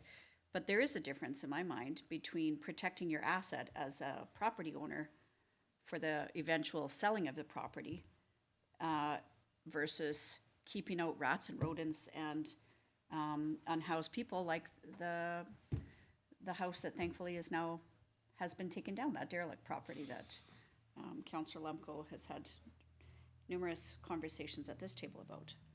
And I guess I don't want the plywood police. I feel like that's maybe delving too hard and down this. I think, again, peeling it back up, what is our intention? What are we doing this for? Have we talked to local business owners? Have we talked to the chamber? Do we know what the temperature out there is? I mean, yeah, forecast is hot. Well, we know right now that these properties not receiving a utility bill are not contributing. So we know that the derelict housing and Alberta Health, through the health unit, has identified them as a health risk. And we know that we need to do something to force the owners of those properties either to walk from them and we'll end up with them, or they're gonna do something on their own. But if everybody is not pulling their weight just because the property's empty, it's just not fair to the rest of the taxpayers in this town. So, and to go out and try to determine, okay, you have a sidewalk, you don't have a sidewalk. So then you should be less, but really, the sewer, the infrastructure, and the flood mitigation are all constant, and you benefit the day that you sell your property. Without that, your property's worth a heck of a lot less. So I don't know, where do you guys wanna go? You guys wanna some more information, or you wanna, is there anything else you can find out for us on like highway commercial? Like, we can't break into subclasses along there because, go ahead. It's also been a workshop here discussing this, and I think more needs to be talked about at the table before we even entertain a bylaw, because there's too many things in the air. I think we agree in principle. It's just to put it together about the non-commercial, I mean, the commercial highway and that kind of stuff. And so I think if we can maybe ask administration to target some other communities that are going through the same battle, see if they got some insight or something to bring back. I think we all are in the same area, just not on paper. Makes sense? So we did wanna have something fairly quick to have a first reading. And then after the first reading, we wanted to take it to the public. We wanted to go out and have discussions, an open house, or, you know, invite, you know, the rest of the citizens that are paying all the bills, to see what their thoughts are, right? And we're definitely gonna hear from some people that own derelict houses. We're definitely gonna hear from people that own empty lots. Well, why should I contribute? What am I receiving? But the actual fact, you're on the tax roll.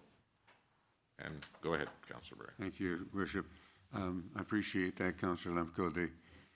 I guess the information that I'd like to know is how many of some of these different things we're actually talking about. I mean, on the highway commercial, is there just one property right now that's boarded up and not occupied, you know, as we speak, is the 7-Eleven? Are we just talking about one there and we're worried about its classification versus the other pieces of property that are along there? How many do we suspect would not fall into a contaminated bracket?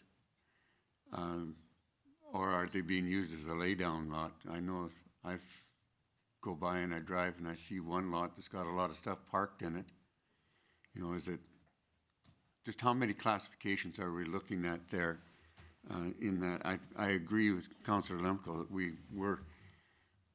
we have much the same intent.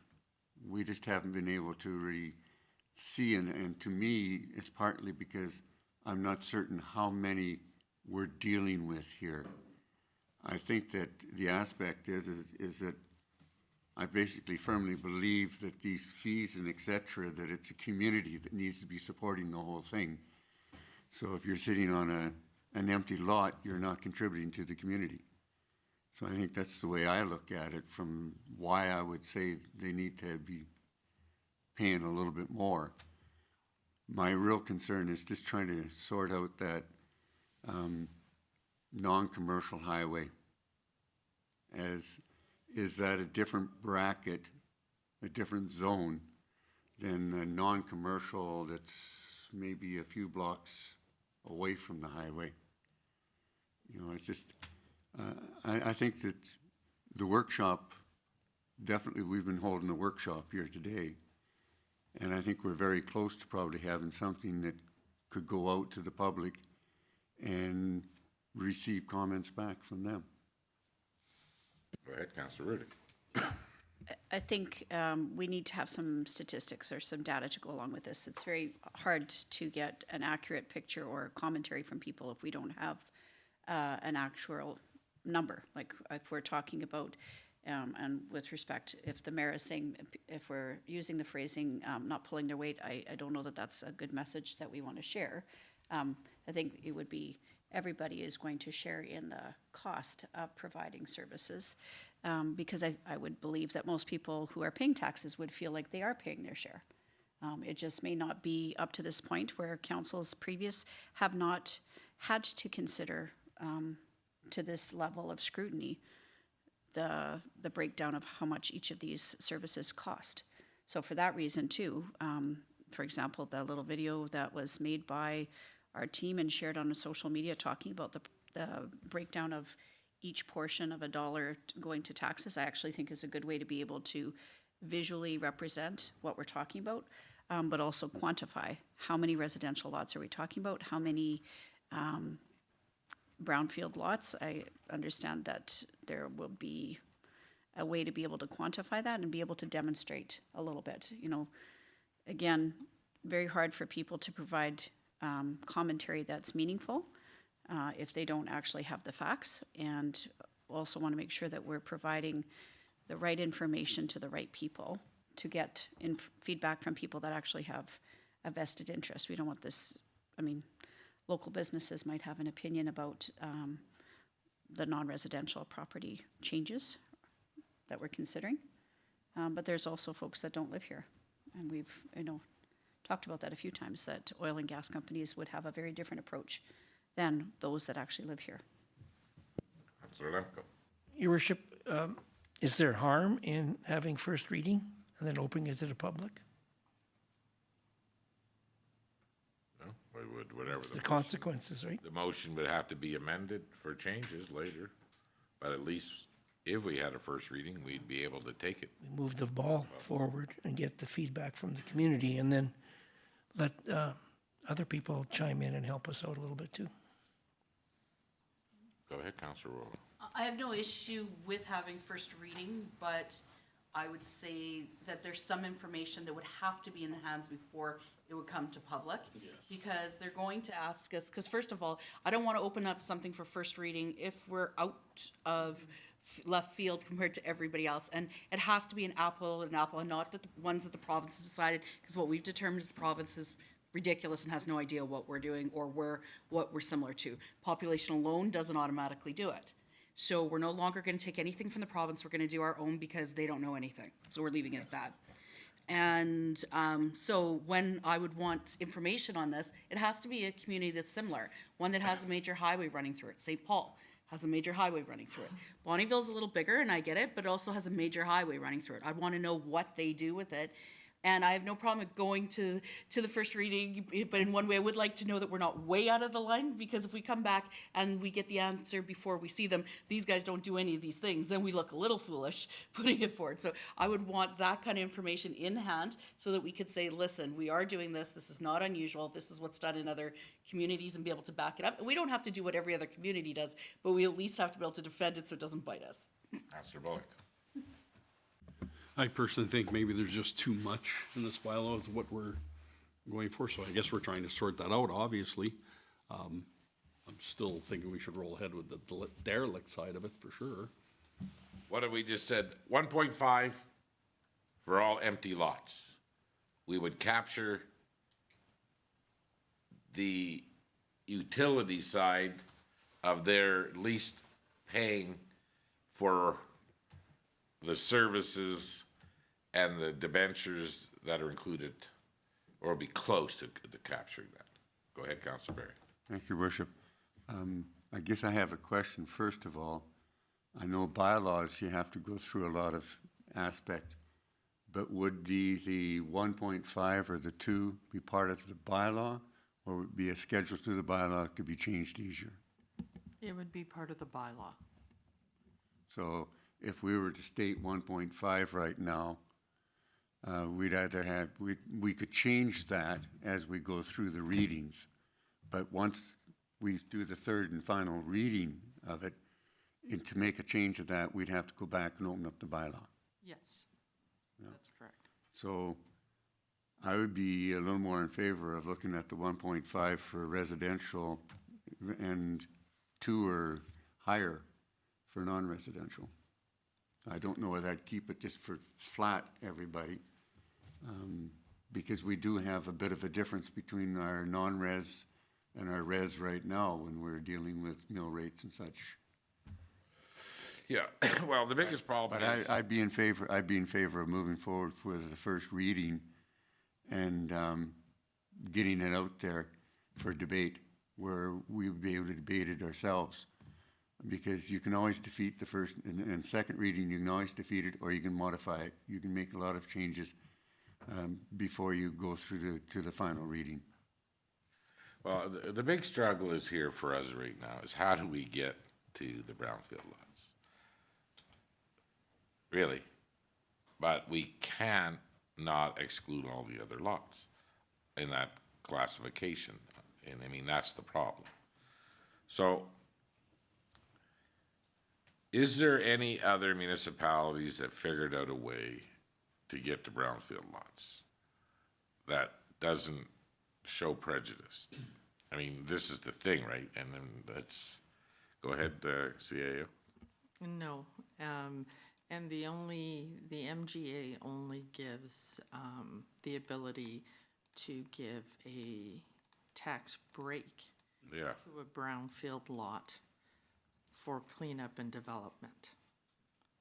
So you can, it does not allow, yeah, so it's just the opposite of what we thought when we heard them talking, but we thought, oh, finally, we're gonna be able to really 5 times the tax these, and when we heard when they explained it, it was just the opposite. The municipality has the ability to cut the tax on a brownfield lot, but not expand it. So, let's just think about it, and everybody, do a little research on your own. I mean, is there any more that admin can do for us? They've showed us Vikings bylaw. There's a few other bylaws that you probably have that we could look at for examples. we can do a little more research and we can pull some of the examples we have. We can start looking a little more at communities our size, because a lot of the examples we found are from larger centers, but we can see and canvass the communities our size that we compare and see what they're doing as well. Go ahead, Councilor Riddick. I think that would be helpful. I appreciate that you did share the Viking bylaw so that we could at least have a flavor of what's happening elsewhere. I do notice that it's automatically, you saying 1.5, although it does say in the briefing document that 1.25 is the baseline for the multiplier. So I would be, again, wanting to have that data before I make a decision. I don't think it's good governance to play governing polka. I mean, we at this table might understand it, but for those that are not involved in, defeating a motion or deciding that we're going to change an amount, it doesn't look like we're exercising our good governance, even though that is in fact what our role is. I would be more comfortable bringing something forward in a first reading with some numbers attached to it, some specific data to be able to evaluate, and so people, myself included, that are reading it would have a better understanding of what the potential impact would be, like what we're looking at. And first reading does allow conversation and discussion about it, but I would want to have it a little bit more certain what we're putting in there, because again, I don't think it smacks of competence to the public if we're going to bring something forward and eviscerate. And I don't think it's helpful for our staff to keep providing their dedicated time to be able to prepare something that we're just going to shoot down. So this kind of conversation is helpful, but I would like data before. Councillor Barry. Thank you, Worship. One other question. Obviously, we're not trying to shoot for this to be implemented January the 1st, 2025. If the flavor of council is to go ahead with any type of bylaw like this, we have to have it passed by the end of February so it can get into the assessors when they do all their work. So this is our last legislative meeting till the new year. We can look at bringing you back information even as quickly as like the first meeting in January. That gives us, we can do some research during our slower time and see what we can find out. And we can resume this conversation again at that time with hopefully more information for you. This doesn't really change the assessment timing, other than them having to No, now but the consider whether assessor- it's vacant or No, the derelict. assessor will have already done all their work because everything's based on the July. But what it does is they need time to do the calculations on their programs that they send us, that we create our combined But tax it wouldn't- assessment and tax roll from. When the rolls go out in June of 2025, Yes, but they need that information to do, they still do a bunch of background work on it. Like they are going to have to go back to, potentially go back to these properties, see if they're boarded up, see if they're derelict, see if they meet all that. They need time to work on it. So their request is that we have this into them by the end of February. So the intent would be so that they would be actually, when the assessments went out in June of 2025, this would be included. Yes, But we have time to patiently get to that. yes, if, that's what I'm saying. If council wants this for 2025, we need to have this potentially done by the end of February. Okay, and again, any information that you get, send it to us as soon as you get it. I mean, there's no sense waiting to the day before the next ledge meeting in January.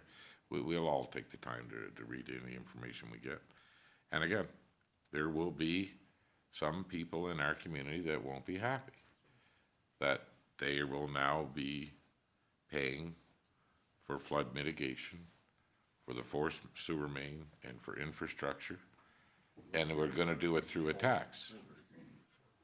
Yeah, so I mean, but then again, the majority of the people in our community would probably welcome everybody to be paying like exactly as they are. Every tax roll should be contributing. So. Okay, we're done with that one. Let's move on. Who's doing fees and charges bylaw? That would be me. Oh, sorry, we forgot one thing. Mike Ellis, Public Safety. Yes. Okay, thank you, Your Worship. This is a letter to Mayor McPhee. As a respected partner in the field of police governance in Alberta, I am writing to highlight how recently proclaimed legislative changes may affect your community.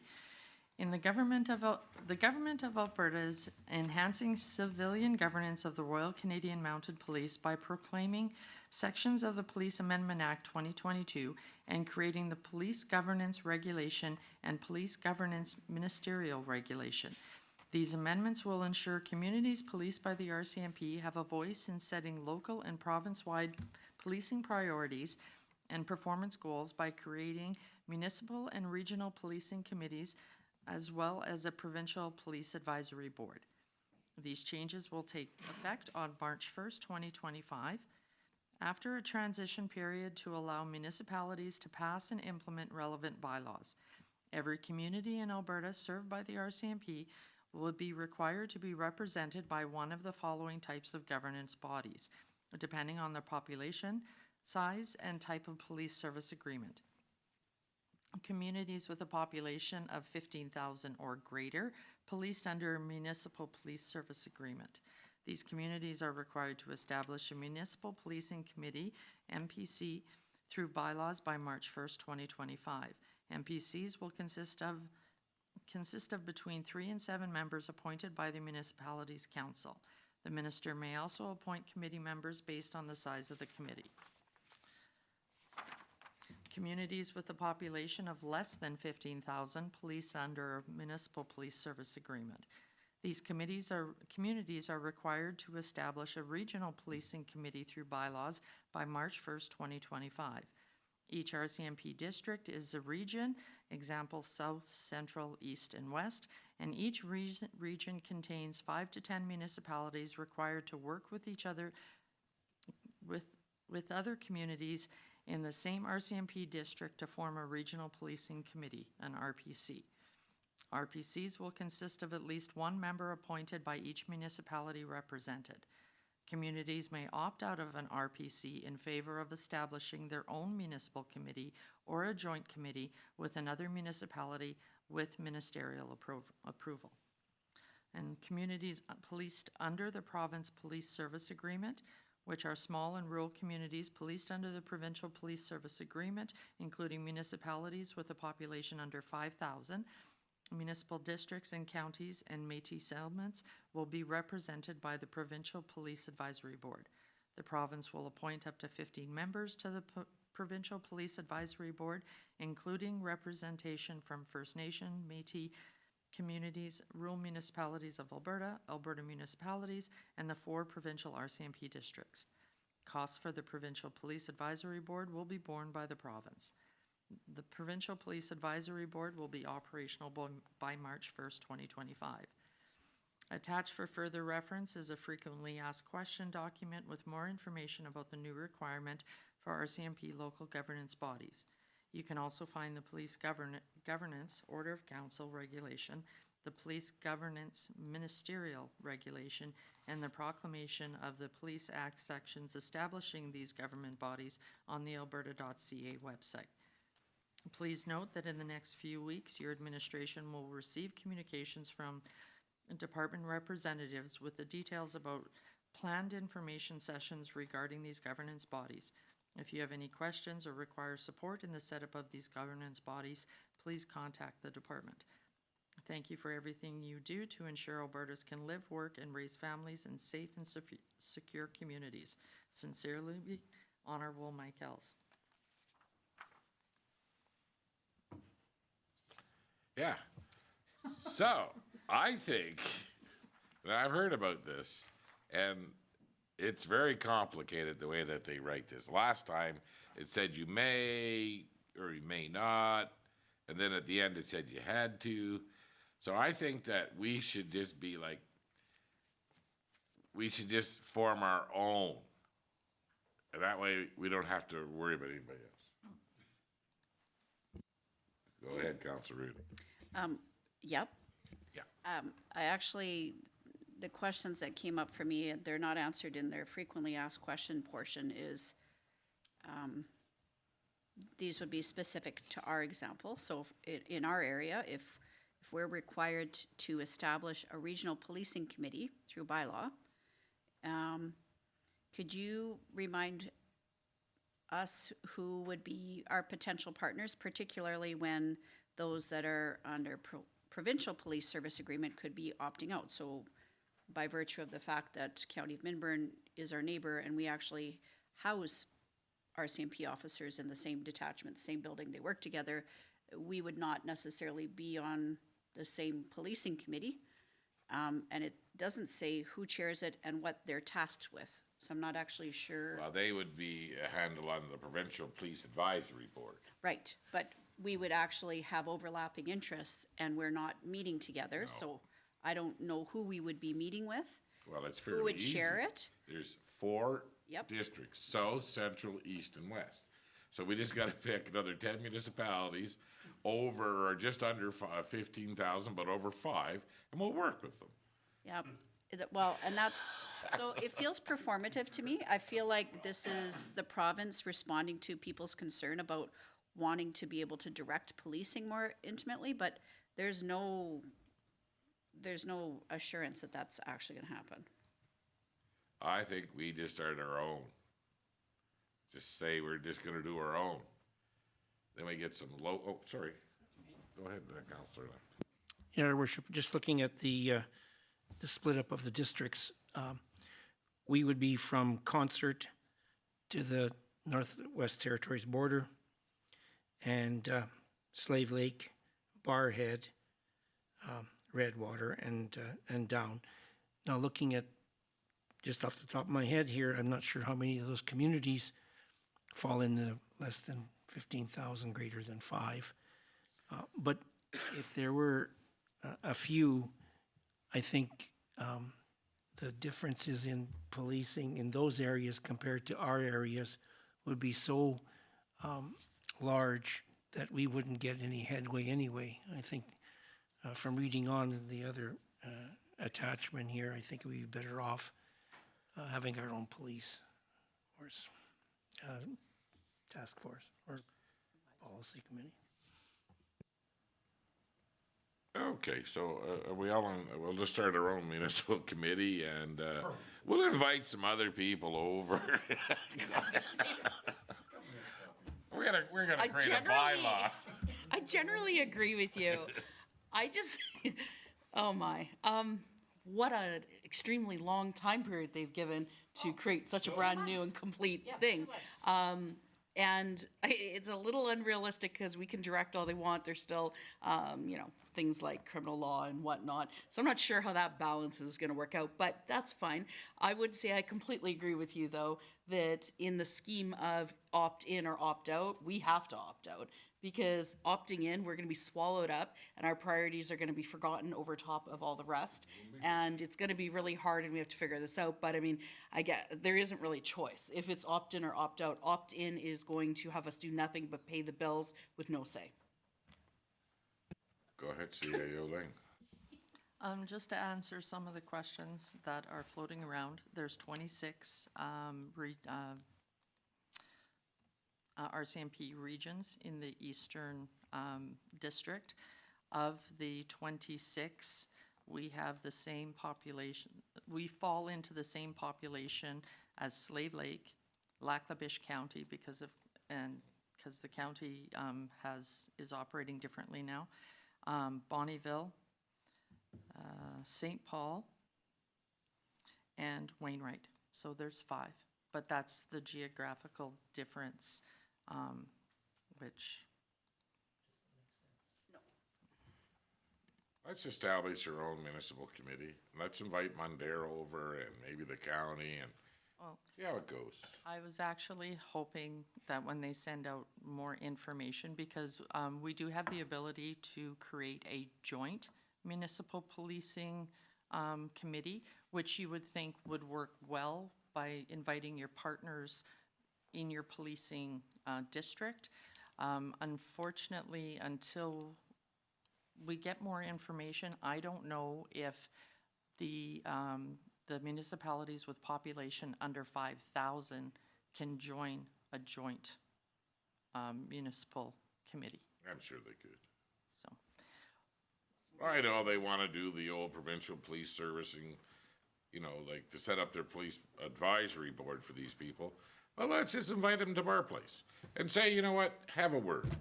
We're all sharing this area. We're using the same detachment. What do you guys think? Just bring everybody in and let them be on our, Silent partners? whatever. I also, This doesn't make sense.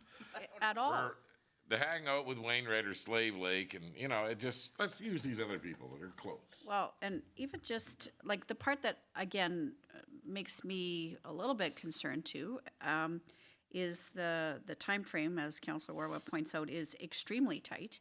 It has absolutely no understanding of the fact that this is not. It's not in alignment with regular municipal business, considering the majority of us are in the midst of budget. So to be able to figure this out and deliver on their mandated timeline without the assurance that, I'm not even sure what work we're going to be doing here. Is it a good conversation to have? Absolutely. That's to be determined. Well, and again, it feels very maybe performative that they're hearing a lot of discomfort about some of the things that they're responsible for in policing, and I would be more comfortable meeting with our neighbors than potentially setting up a regional policing. Having the conversation with those folks, fine. But having what's happening in Wainwright or Bonnyville or Lackabish County determine what we're doing here, I mean, I just feel like that might be a commiserating conversation, not necessarily productive, proactive community safety and policing that we want to see here. I don't know. Yeah, well, any municipality can be part of a joint municipal policing committee as long as it meets the definition of a municipality. Okay, so we know that Mundare and the county are municipalities. Municipalities will also need ministerial approval in order to opt out of a regional committee and or form a joint municipal committee. This is us. We're gonna ask them to opt out and then join us. Excellent. It does say that it does say in the frequently asked questions that they are covered by the provincial policing, which they will not be happy about either. Speaking on behalf of the county is not necessarily correct, but just gauging the feedback that was at the most recent RMA to Public Safety Minister, there are some pretty hot municipal councillors and reeves that are not happy with how policing is being administered in these remote areas, but it does seem like they won't be allowed to, but maybe we can ask. So obviously, the county would have got one of these letters. The county would have got one, but they would, again, because they're under population of 5,000, they fall under the Policing Advisory Committee, the Provincial Policing Advisory Committee. Unless they opt out. I don't know if they can. Well, it says they could.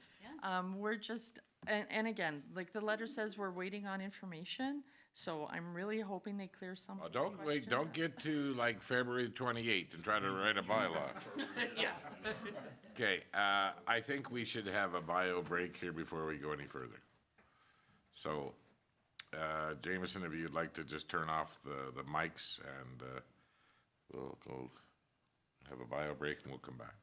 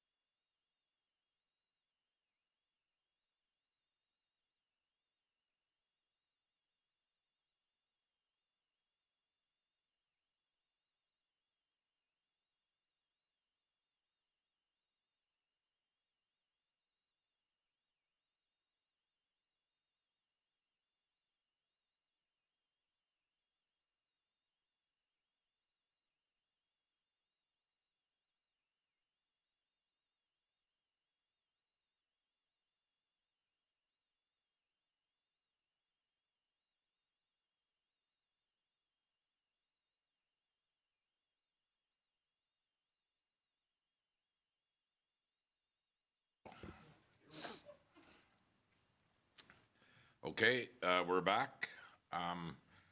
Regarding the municipal policing committees, I think what we should do is reach out to a couple local municipalities and see if they want to be part of ours.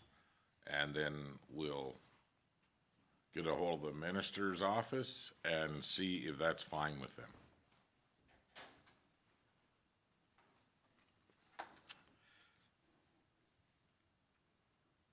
I don't think that we need anybody else on our policing committee that is not covered within this detachment. Does anybody feel that we should be?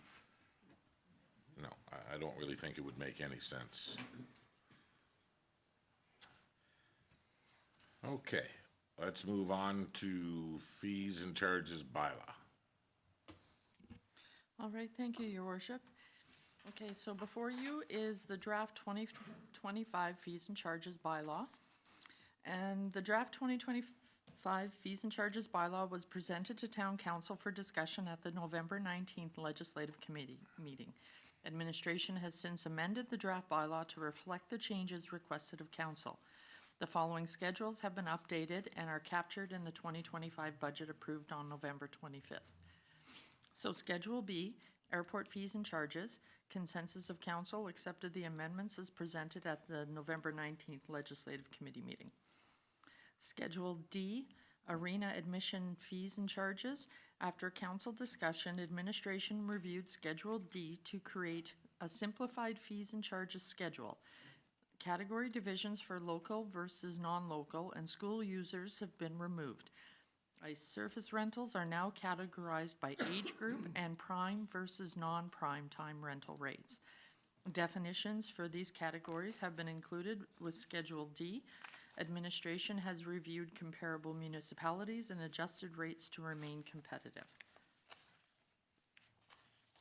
Schedule E, building permit fees. Consensus of Council accepted the amendments as presented at the November 19th Legislative Committee meeting. Council inquired if there was an opportunity to increase building permit fees. Planning and Development Coordinator has reviewed permit fees for other municipalities, and we feel we are currently comparable, and administration does not recommend increasing building permit fees at this time. Schedule G, cemetery fees. Consensus of Council accepted the amendments as presented at the November 19th Legislative Committee meeting. Schedule L, labor, equipment, and vehicle rental rates. Consensus of Council accepted the amendments presented at the November 19th Legislative Committee meeting. Schedule M, library complex rental fees and charges. Council opted to increase the daily rental fee, removing discounted rate for funeral events, and reduce the discount rate for nonprofits and youth-based events to 15%. Schedule N, multiplex facility fees and charges. Consensus of Council accepted the amendments presented at the November 19th Legislative Committee meeting. Schedule O, municipal enforcement fees and charges. Council reviewed the changes proposed by administration and opted to increase the bylaw enforcement officer patrol unit rate to match the peace officer patrol unit rate at 81 cents per kilometer. Council also requested that patrol service rates be increased. Administration has adjusted patrol service rates to the highest escalator and will continue to increase this rate 3% annually.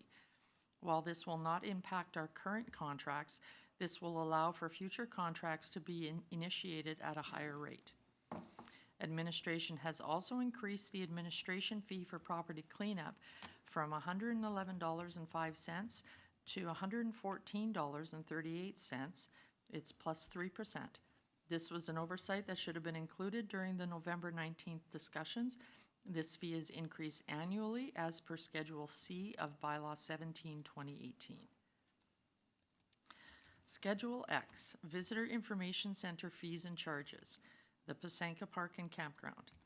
Schedule P, Parks and Campground fees and charges, has been renamed to Visitor Information Center fees and charges, the Pasanka Park and Campground. In keeping with the fees and charges bylaw formatting, all schedules are arranged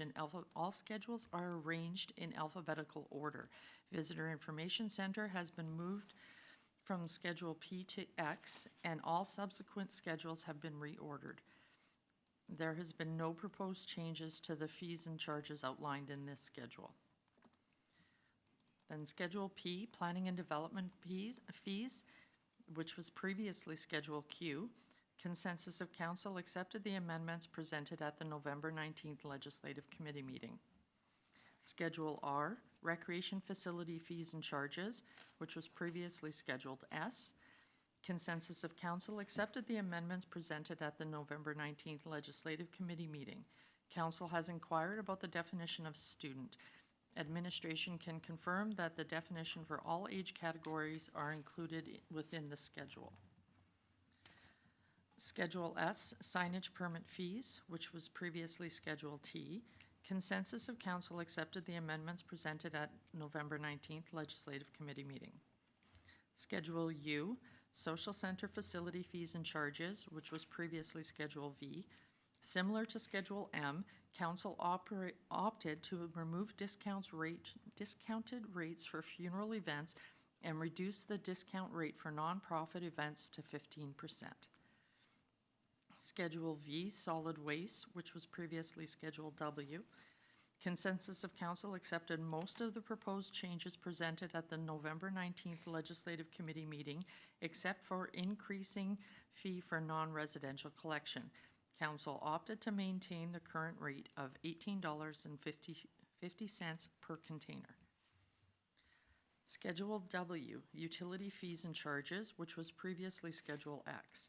Consensus of Council accepted the amendments presented at the November 19th Legislative Committee meeting. However, administration discovered an oversight in our last meeting. Water rates were presented to Council with an increase of $3.41 per cube meter to $3.41 per cube meter. This would account for our average annual increase of 2.3%. And from this, I will hand it over to Director Lefebvre, because the increased costs that they were working on from John Espatouk changed some of the numbers. So I will let Director Lefebvre explain this. Thank you. I think what we'll do is everyone's aware that the water rates have an increase of 21.7%. Excuse me. When we factor those in, there's also a talk of it was 15 cents per cubic meter as a stabilization payment for the first year. So we've got a couple options to look at. I think what we have to look at first is the fact that our bulk water rates were increased at a 3%, which they do every year, but that doesn't reflect us well when we increase the bulk water by 3%, but just our cost of water has increased as much as 21.7. So we've got what we're doing with that. So the bulk water rates, if we increase them at that 2.5%, and we've been doing that over the course of, say, the last 9 years, that's our 21.7% increase in the cost of the purchase of water. That's how long it's taken us to match that, or it will take us to regain that back. So what we have to do is take the rate of water at 21.7, factor in our 52 cents per cube stabilization rate that John Espatouk is offering for the first year, and increase our water rates, which will be a 15% increase instead of a 21.7. So the bulk water rate increasing 15% takes it from $6.36 per cubic meter in 2024. We were proposing $6.55 per cubic meter in the 2025 budget year, and at the increase of 15%, it'll take it to $7.31 per cube. So that would be an equal increase of percentage from the cost of our water to what our bulk water is going to sell for in 2025. The increase, as you are aware, of 15%, is what has to be there so that we don't back up 8 years in our increments every year, if that makes sense. It was the 9 years that we had factored in. Remember that in 2022, 2022 and 23 and 24, we saw 0% increase. So the increase was based on 2.5% at the 7 years out of the 9, right? And that puts us right back to the margin of profit between the purchase water and the sale water now remains the same. That's the proposal we have, and that's factoring in the 15 cents a cube subsidy, okay? The provincial mean for bulk water across all of Alberta last year was $6.21 per cube. Off of a site that I just looked up before I come here to try and get some averages. Typically, we would phone around and check what everybody's doing. As you get up to the oil field communities, their water rates are $9 and $10 a cube, and as you get to other smaller centers, they're less.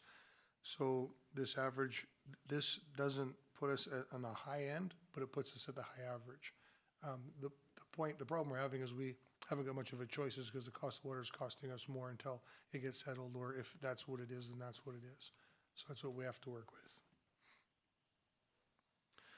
The cost of water that goes through the water meters, through the residents, whether it be commercial or residential or non-residential, if we take the 21.7% increase evenly on each side, the cost of water, and then transfer that to the sale of water, the water rates are going to increase from $3.41 a cubic meter. That's the sale of water at the water meter to the customer, and it will increase to $4.15.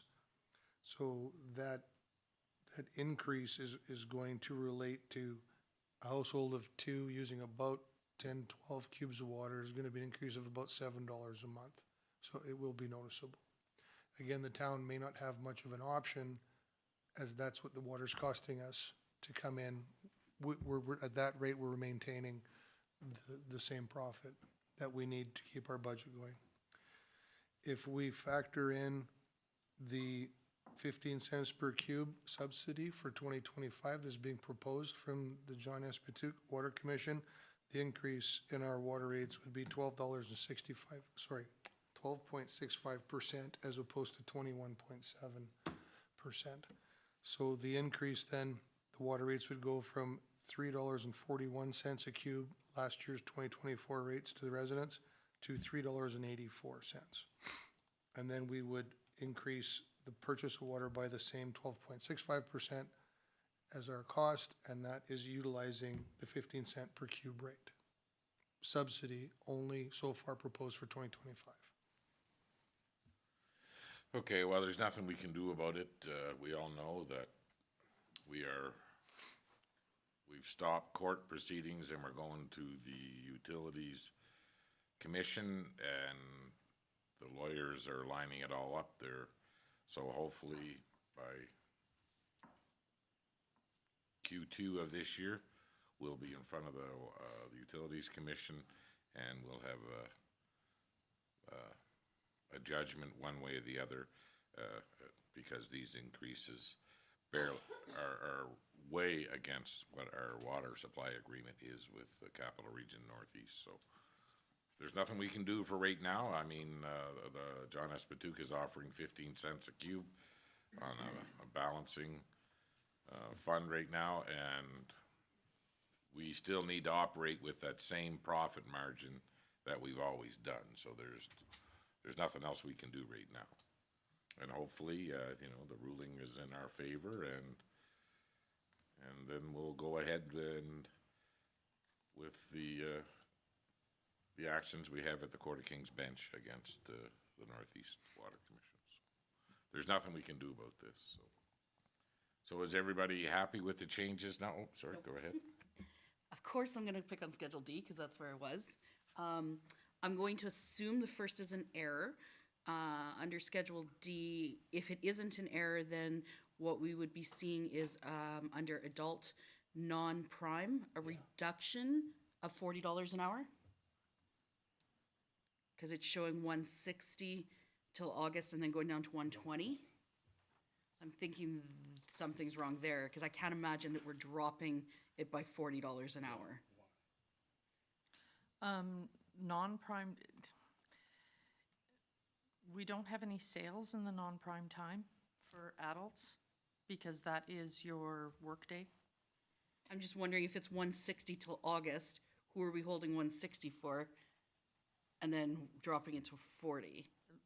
We don't have any rentals in there, and the 160 is just following the old rates that if you, the way we had it broken down between non-local and local and stuff like this, it's just taking the average of those. Okay. And, but it comes right down to it, we don't see adult bookings in non-prime time. Okay. And then as long as everyone's good with these, this wasn't my intention, so this isn't how I thought it was being directed. I absolutely agree with prime and non-prime time. That needed to go in there. I thought we were addressing the fact that it wasn't about that I wanted to necessarily remove local versus non-local. It was because the numbers that were put in there made no sense. They were almost the exact same, saying local and non-local. So in this way, just so that everyone's aware, I'm fine with it if that's what everyone's intention is, but at this point, there is no such thing as a local reduction versus a non-local, which can be fine. They did address the juniors, because at the time, the junior did not have any, it had just the prime hours, but it didn't indicate where they were. So now they're listing the juniors essentially as just adult prime. So I guess the only thing is then, just to be aware, then we don't have any for-profit or non-for-profit right now. If everyone's fine with that, that's okay. It's just different than how I expected it was coming out. I expected we had prime hours and non-prime hours, and then we still had the same categories.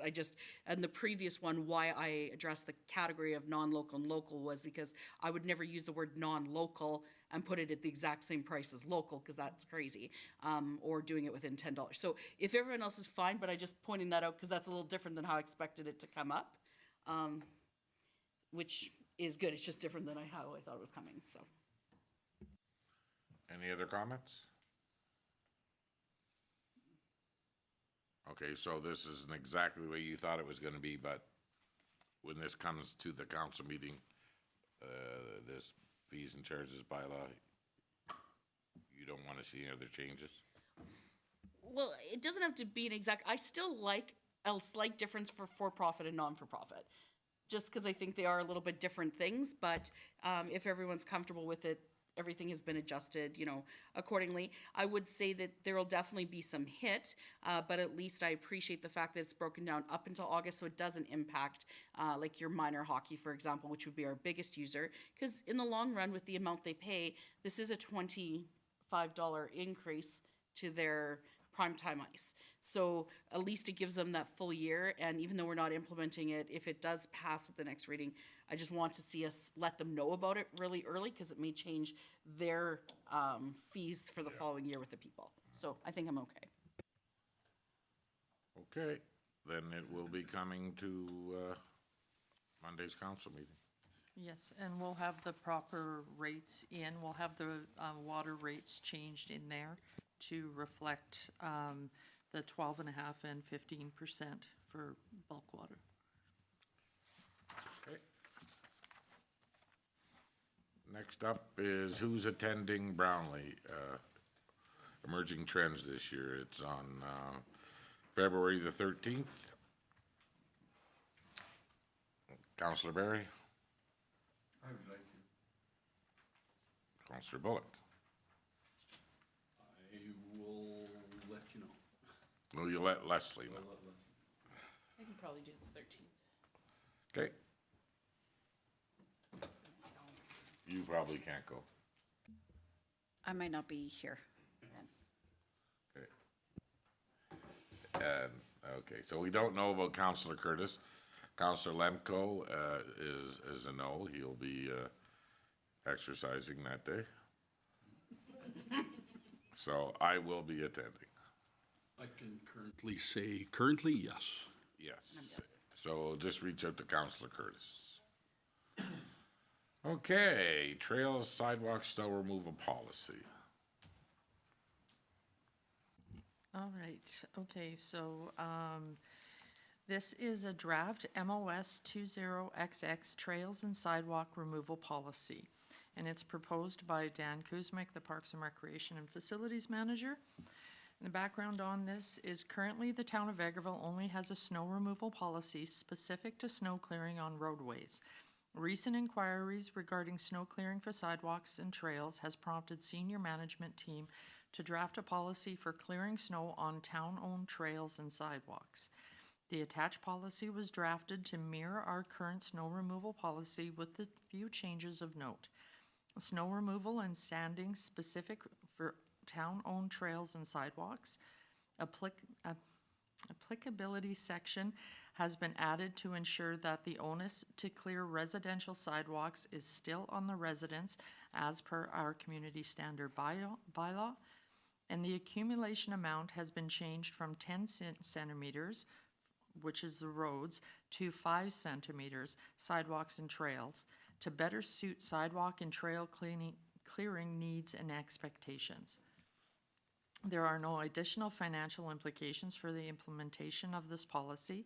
This policy is the current practice for Parks, Recreation and Facility Department, and improving this policy would not change anticipated hours or wages.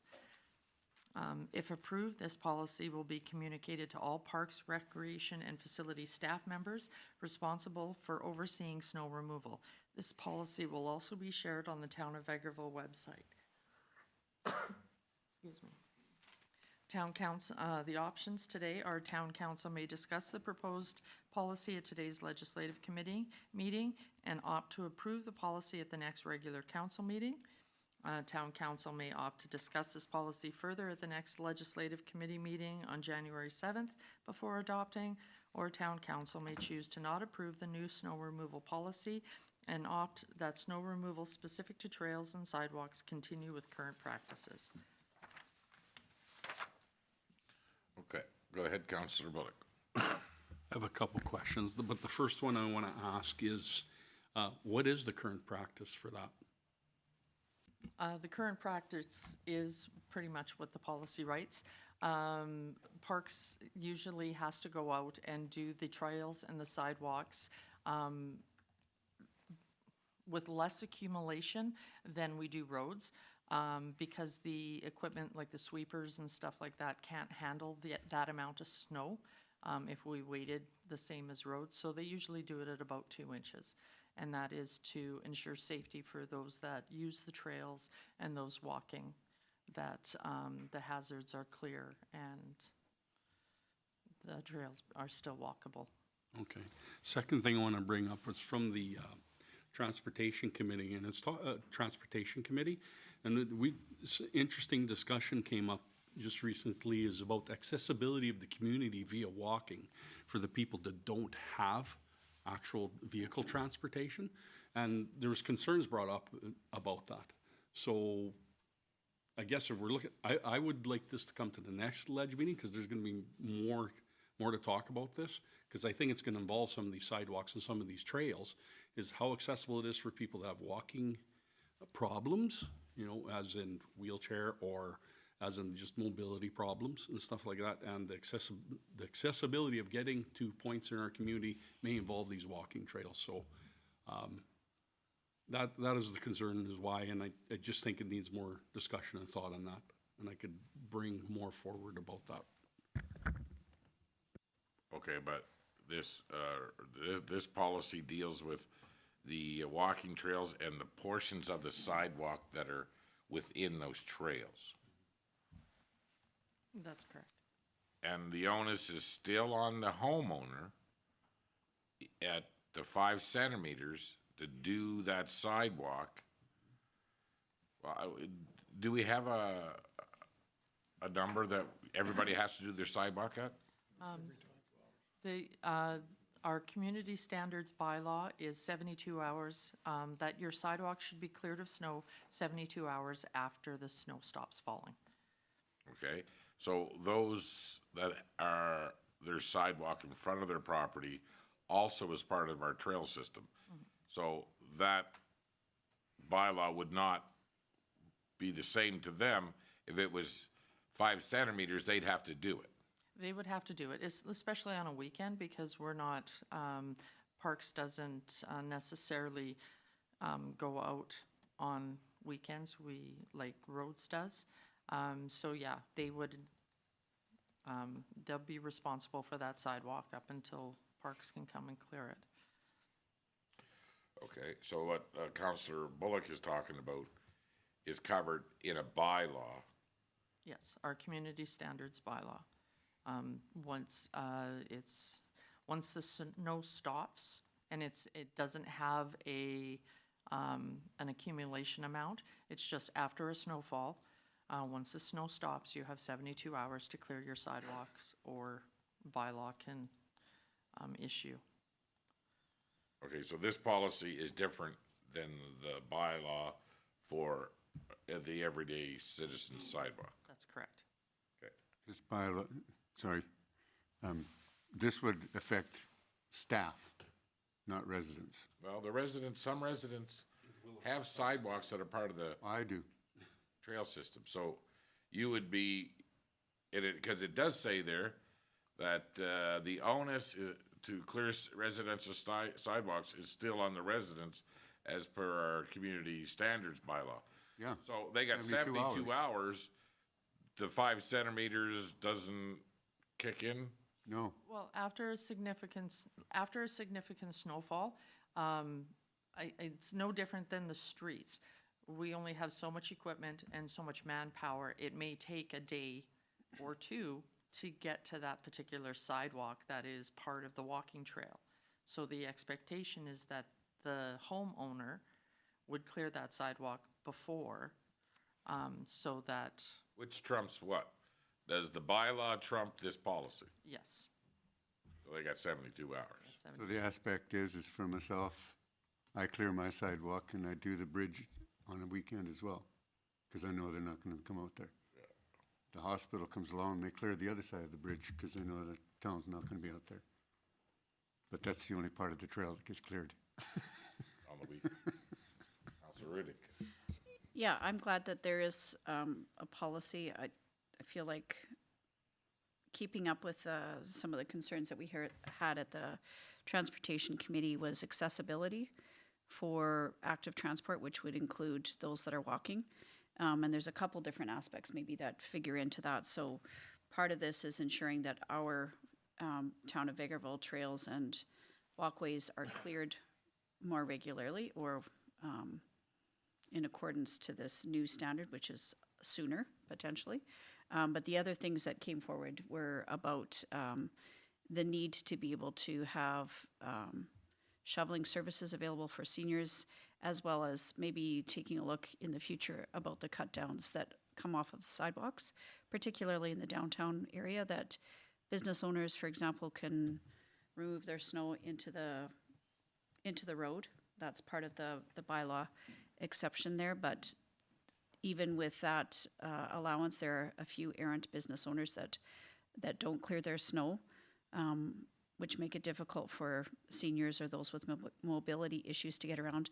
But then when you get to the crosswalks, there's no cut down that allows for mobility challenges. So if whether you have a stroller, a walker, or a wheelchair, you can be fine on the block, but not on the cut downs, because there isn't an allowance currently for mobility. That's not actually considered in a lot of that. So there are a few things that we had suggested that we would bring forward in terms of the shoveling portion of it. I do think that this is in alignment with some of the conversation pieces, and I think just some awareness for our town of Vegreville staff as well as our community to understand the importance of clearing the snow. It's not just for visual, it's for actual walkability and safety. And if you were at the ER, the last, I'm going to guess today was a busy day with the ice that's going to be forming for the next few days. It's important for us to be providing this update. I like it. Just have a question. Go ahead. Is somewhere in one of our other, a definition of what what is a trail? And the one I know that's gonna come up is the one we brought up before, our little ones that are like, they have the sign that says this is a walking trail, because some people have said before that those are never cleared in winter, and they would be really hard to clear, because a lot of times they're basically through someone's grass. But I'm just wondering if somewhere we have stated that it excludes those, or if there's anywhere that kind of covers that, because otherwise people will say, well, if you say you're clearing the trails, but you never actually clear these that you've dedicated. So I don't know if that's in a different place potentially. I'm not sure. I will have to look into that because I'm also not sure that, that they are either asphalted or have actual sidewalks, so No, they I'm have not sure grass. what they would be clearing. Some spot that. Yeah, so, that is something I can talk to,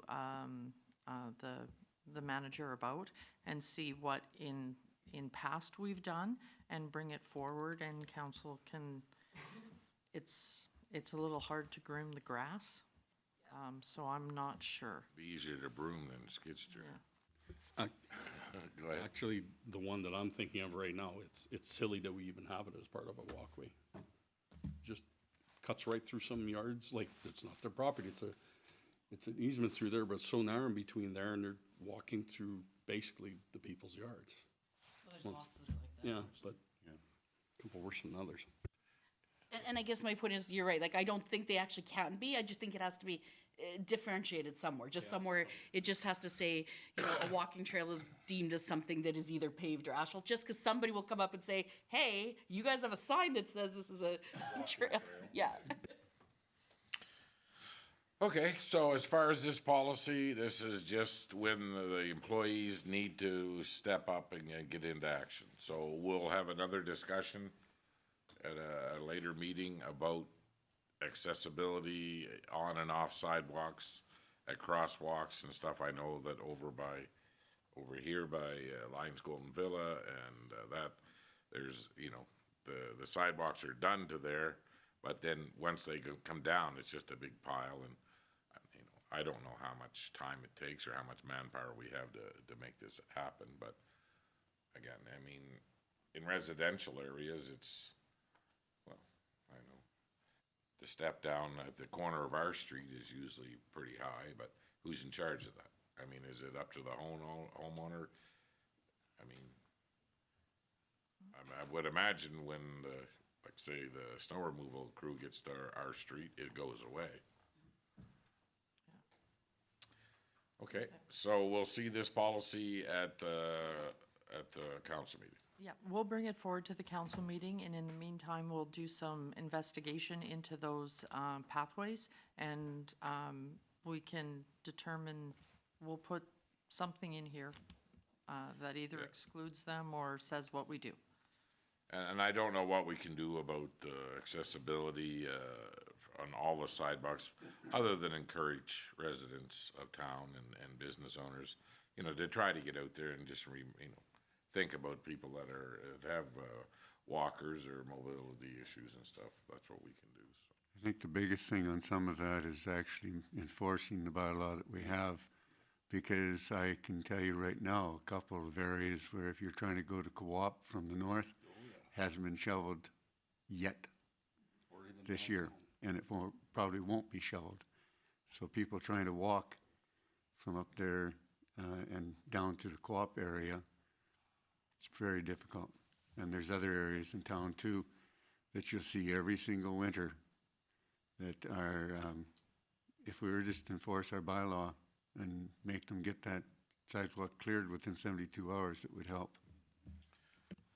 So like somebody from municipal enforcement driving around and writing, yeah, that's what it would take. They can start out with notices, but I mean, at some point in time, if we're going to have a bylaw that says that commercially or residentially, you have to have it cleaned within 72 hours, and after several months, you can tell that it's never been cleaned, I think something should be taking place. I think we all know that there is the same trouble spots around town every year, and nothing seems to be get done about it, so go ahead, Councillor. I'll just say it's CN, so when you're going downtown. Accessibility, walking down there, every year, same thing. Complaints gotta come in before it gets done. So, same thing. See ya. We should just do it and send them a bill. Tell them we're taking the tracks out again. Go ahead, Director LaFave. That was, as you know, that was a discussion a few years ago, as that CN has multiple crossings in multiple communities with one contractor that starts at one end, and by the time he gets here, it is 3 to 4 days later. And at times when we had time, we were shoveling it off, but we can change that, because it was then discussed that if it's CN's responsibility, why is the town taxpayer paying for that? But I definitely understand when it's a bad snow, and a lot of snow, Public Works has just gone and cleared it just to make life easy. Yeah. And if it's a skid of snow, then it gets left, but we can change that too. If, I know exactly what you're talking about, we get calls on it often, it's kind of crappy. Well, having dealt with CN on different boards and different projects, you cannot motivate CN to do anything. No. It's, so yeah, so I mean, we keep that in mind, and if we have a piece of equipment going by, okay, next up, let's start with Councillor Lemko. What have you been hearing? Your Worship, just excitement in the community. A lot of people asking a lot of questions. The buzz in the town. I did meet with a couple people from Arctic Response. They attended our local church on the weekend, and I had an opportunity just to talk to them. They've got their first training course running this week. Small class, but it's a class. The couple there also purchased property in the county, just west of town, and they're making their home here. So they're very excited about the future of Arctic Response in our community, and they look forward to being members of the community as well. That's about probably the most that I had. Excellent, thank you. Councillor Rudick. I had a few things. Conversation about the Arctic response also. We had a workshop yesterday for the CALS board, the VEGMIN board, and Two Hills Adult Learning Center, Building Pathways workshop talking about adult learning in the community, and Arctic Response and VEGMIN have had some good conversations about how to support each other in providing adult learning to the community. There has some additional fund dedication from Advanced Education, which supports adult learning programs that are offered through VEGMIN, and again, they've got some good programs in place already for English language learners. They've got a conversation circle that they have at the library, for example, which is a little bit different than one-on-one English classes as well as group classes. And so apparently that's one of the ones that they've had some conversation about with Arctic Response. So they were really happy to see, and some good conversation at that table about how to be able to better understand what it is that Arctic Response is doing. I've had some questions from local business owners too that are curious about how that's going to work potentially if they had classes that they need. And Councillor Warwa and I had some conversation with the folks about fall arrest or workplace safety courses that even the town of Vegreville would potentially provide for their staff. Anyways, it was interesting to see some of the conversation become reality as we move forward. Also wanted to share some of the program intentions for VEGMIN, again, is to try to reimagine and revitalize. There's been quite a bit of change since the pandemic in terms of how adult learners are accessing, but some of the concerns that we should all be aware of as council is that 1 in 4 Albertans, adult Albertans, has literacy problems, which affects productivity. So as employers, it's better for the employers to have a better educated workforce. They earn more money, they're more productive, and in turn the businesses make more money. So that's some of the thinking about what type of courses we'd be offering to the community. So I would encourage business owners, the town of Vegreville even, to think about what kind of adult learning opportunities might be of benefit. So things have changed over time, but there are courses that are offered there that are personal interests, like art classes or Spanish at different times, or yoga. But then there are other things that are employment related or literacy and numeracy related. I forget what the acronym is, but it would be the GED equivalent is offered at Vegreville over in person and or online. So there are some different opportunities there. So I'd encourage anybody that is interested to reach out. There's a new executive director there, and Dave has done a lot to try to complement the operations of the Two Hills Adult Learning, because he works there as well. So he's able to work well with both of those. I also wanted to just mention VTSS has purchased a new vehicle, so people may have already seen it out on the road. The decals are going on. Town of Vegreville decal will be on there as well. I'm sure we provided our logo. And they will find time to be able to have a presentation soon to be able to share with the community the purchase of that vehicle, because there are many people that rely on that, especially this time of year. It was originally set up for seniors and those that are low income, and continues to be a real valuable asset. So just wanted to share that with you folks. Okay, thank you very much. Councilor Worla. Well, I was on holidays, but that did give me the opportunity to spend 24/7 with 2 residents. I can honestly tell you they did not bring one concern or complaint about the town to my attention. That's all I got. That's a holiday. That's a holiday. Councilor Bullock. Thank you. Well, actually, probably one thing that we just got into the discussion here about transportation, that's probably one thing I want to just mention something about, that we'll be doing a talk of the town coming up about the transportation options that are available in town, which we are lucky to have now, and the recent extra transportation options.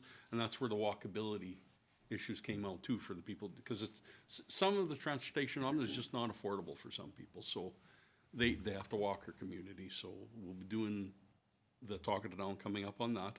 More discussion becomes. A neat idea came out of the last couple meetings actually, was about the most walkable block contest, possibly something like that going on. The most walkable block. So we'll see where that goes. Maybe there could be competition or snow shoveling and stuff like that to clean up some blocks to make it easier for people to walk. Otherwise, I really have, I still keep hearing comments about the old Full Throttle property with Bright Homes, so I still keep hearing about that, and they're asking when the chicken's coming and stuff like that. And probably looking forward to some of the phone calls or messages I'll get tonight, because I know I got one already, probably from the earlier derelict property one. Okay, That's all I got. good. Thank you very much. Councilor Barry. Thank you, Worship. Not a lot, but I want to actually follow up here on, during our meeting at the hospital here, I didn't realize until I was actually going there, the Maple Wagon. They're using it, they're extremely good, and the hospital now, Lindsay is using them a lot for transportation to Red Deer and to other locations, Camrose and whatnot, and find that they have 2 vehicles, and the one van can transport wheelchairs and et cetera. That's the one I was looking at when I went over to the meeting. So along with Focus, now the Maple Wagon, I guess, is a really good option. So that was the positive thing that I saw. I did find the parade was rather cold this year.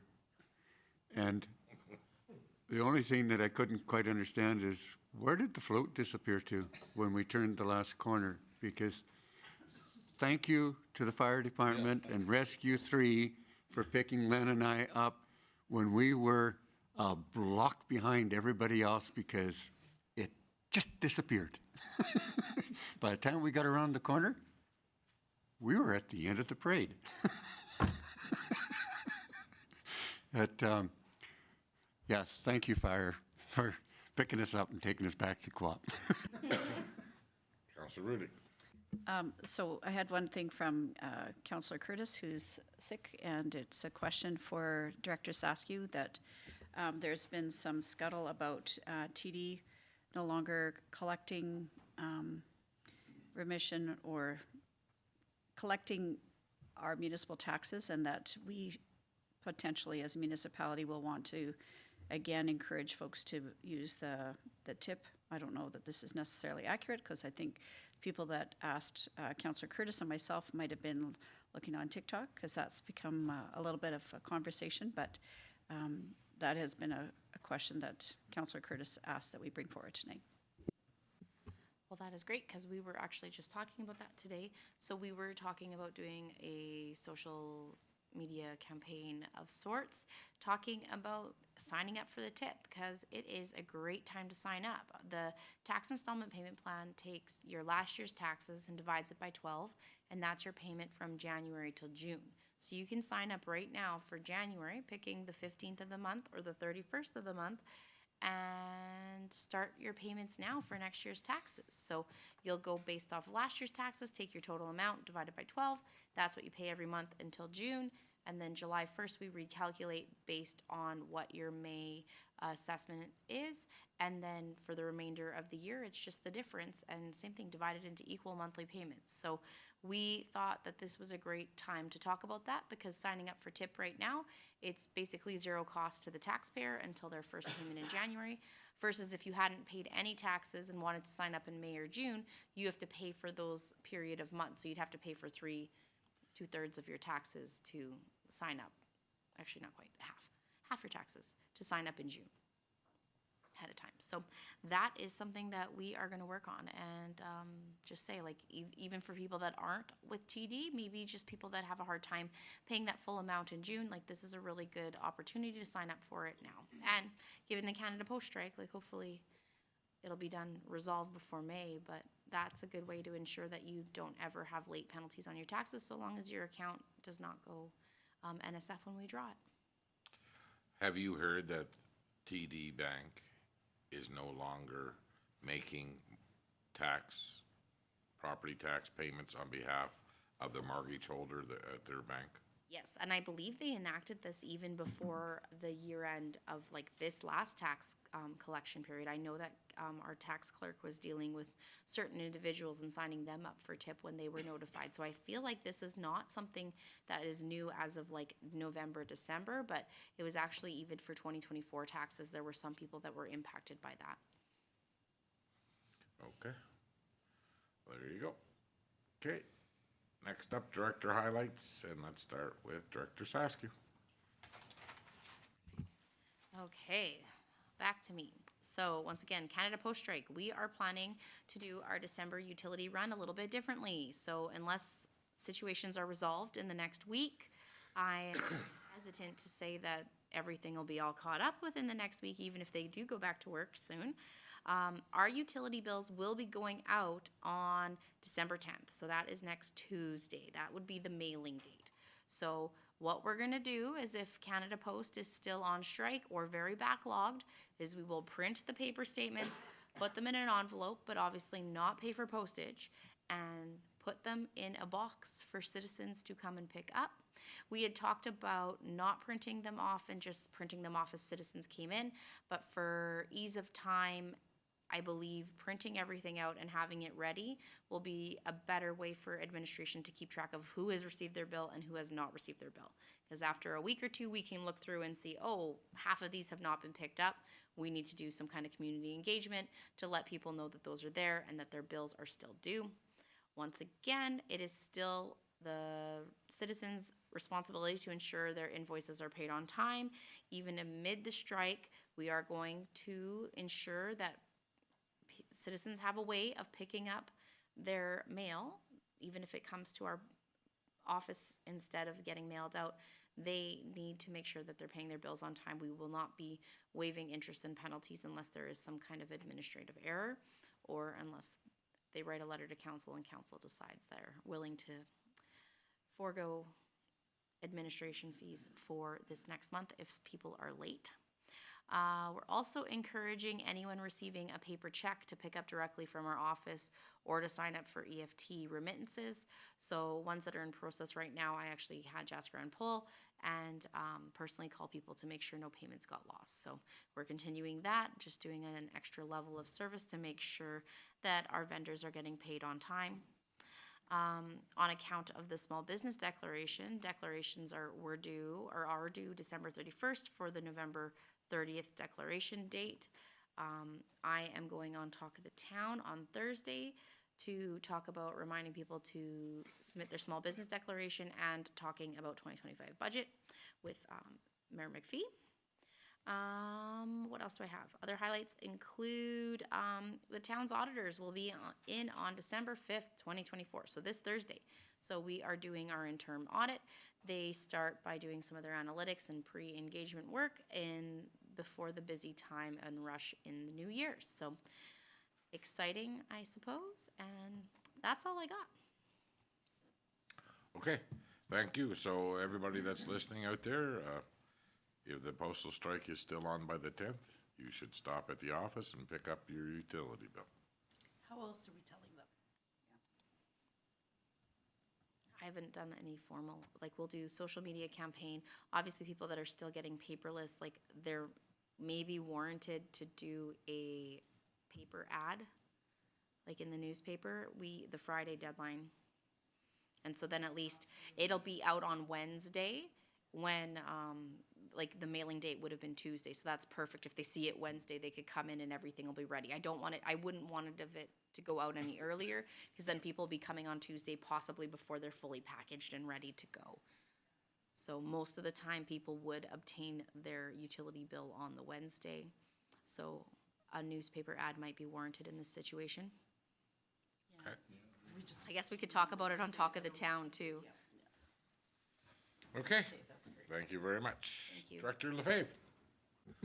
Based on Kayla McCussion's report to council at the beginning, that will be considered the director's highlight. Excellent. So we have food pickup, a food bank pickup. I believe that's me on the 6th. Councillor Curtis. Staff party is on the 6th as well. And we have deliveries the 11th and 12th to the seniors residents in town. Also, the 12th and 13th, I think, are the dates. Am I correct, Jameson, on Arctic response? Yes, they actually sent out a mass email as it pertains to that. So several local businesses would have received this email. Maybe even a few members of council might have received the email. But December 12th and 13th, an open house for Arctic response. Okay. And then there's another food bank pickup on the 13th. And who's doing that one? Okay, excellent. So there's no other business of council. We do have one thing in closed session. So I'll take a motion to go into closed session. Councillor Berry makes the motion at 6:08. All those in favor? Carried.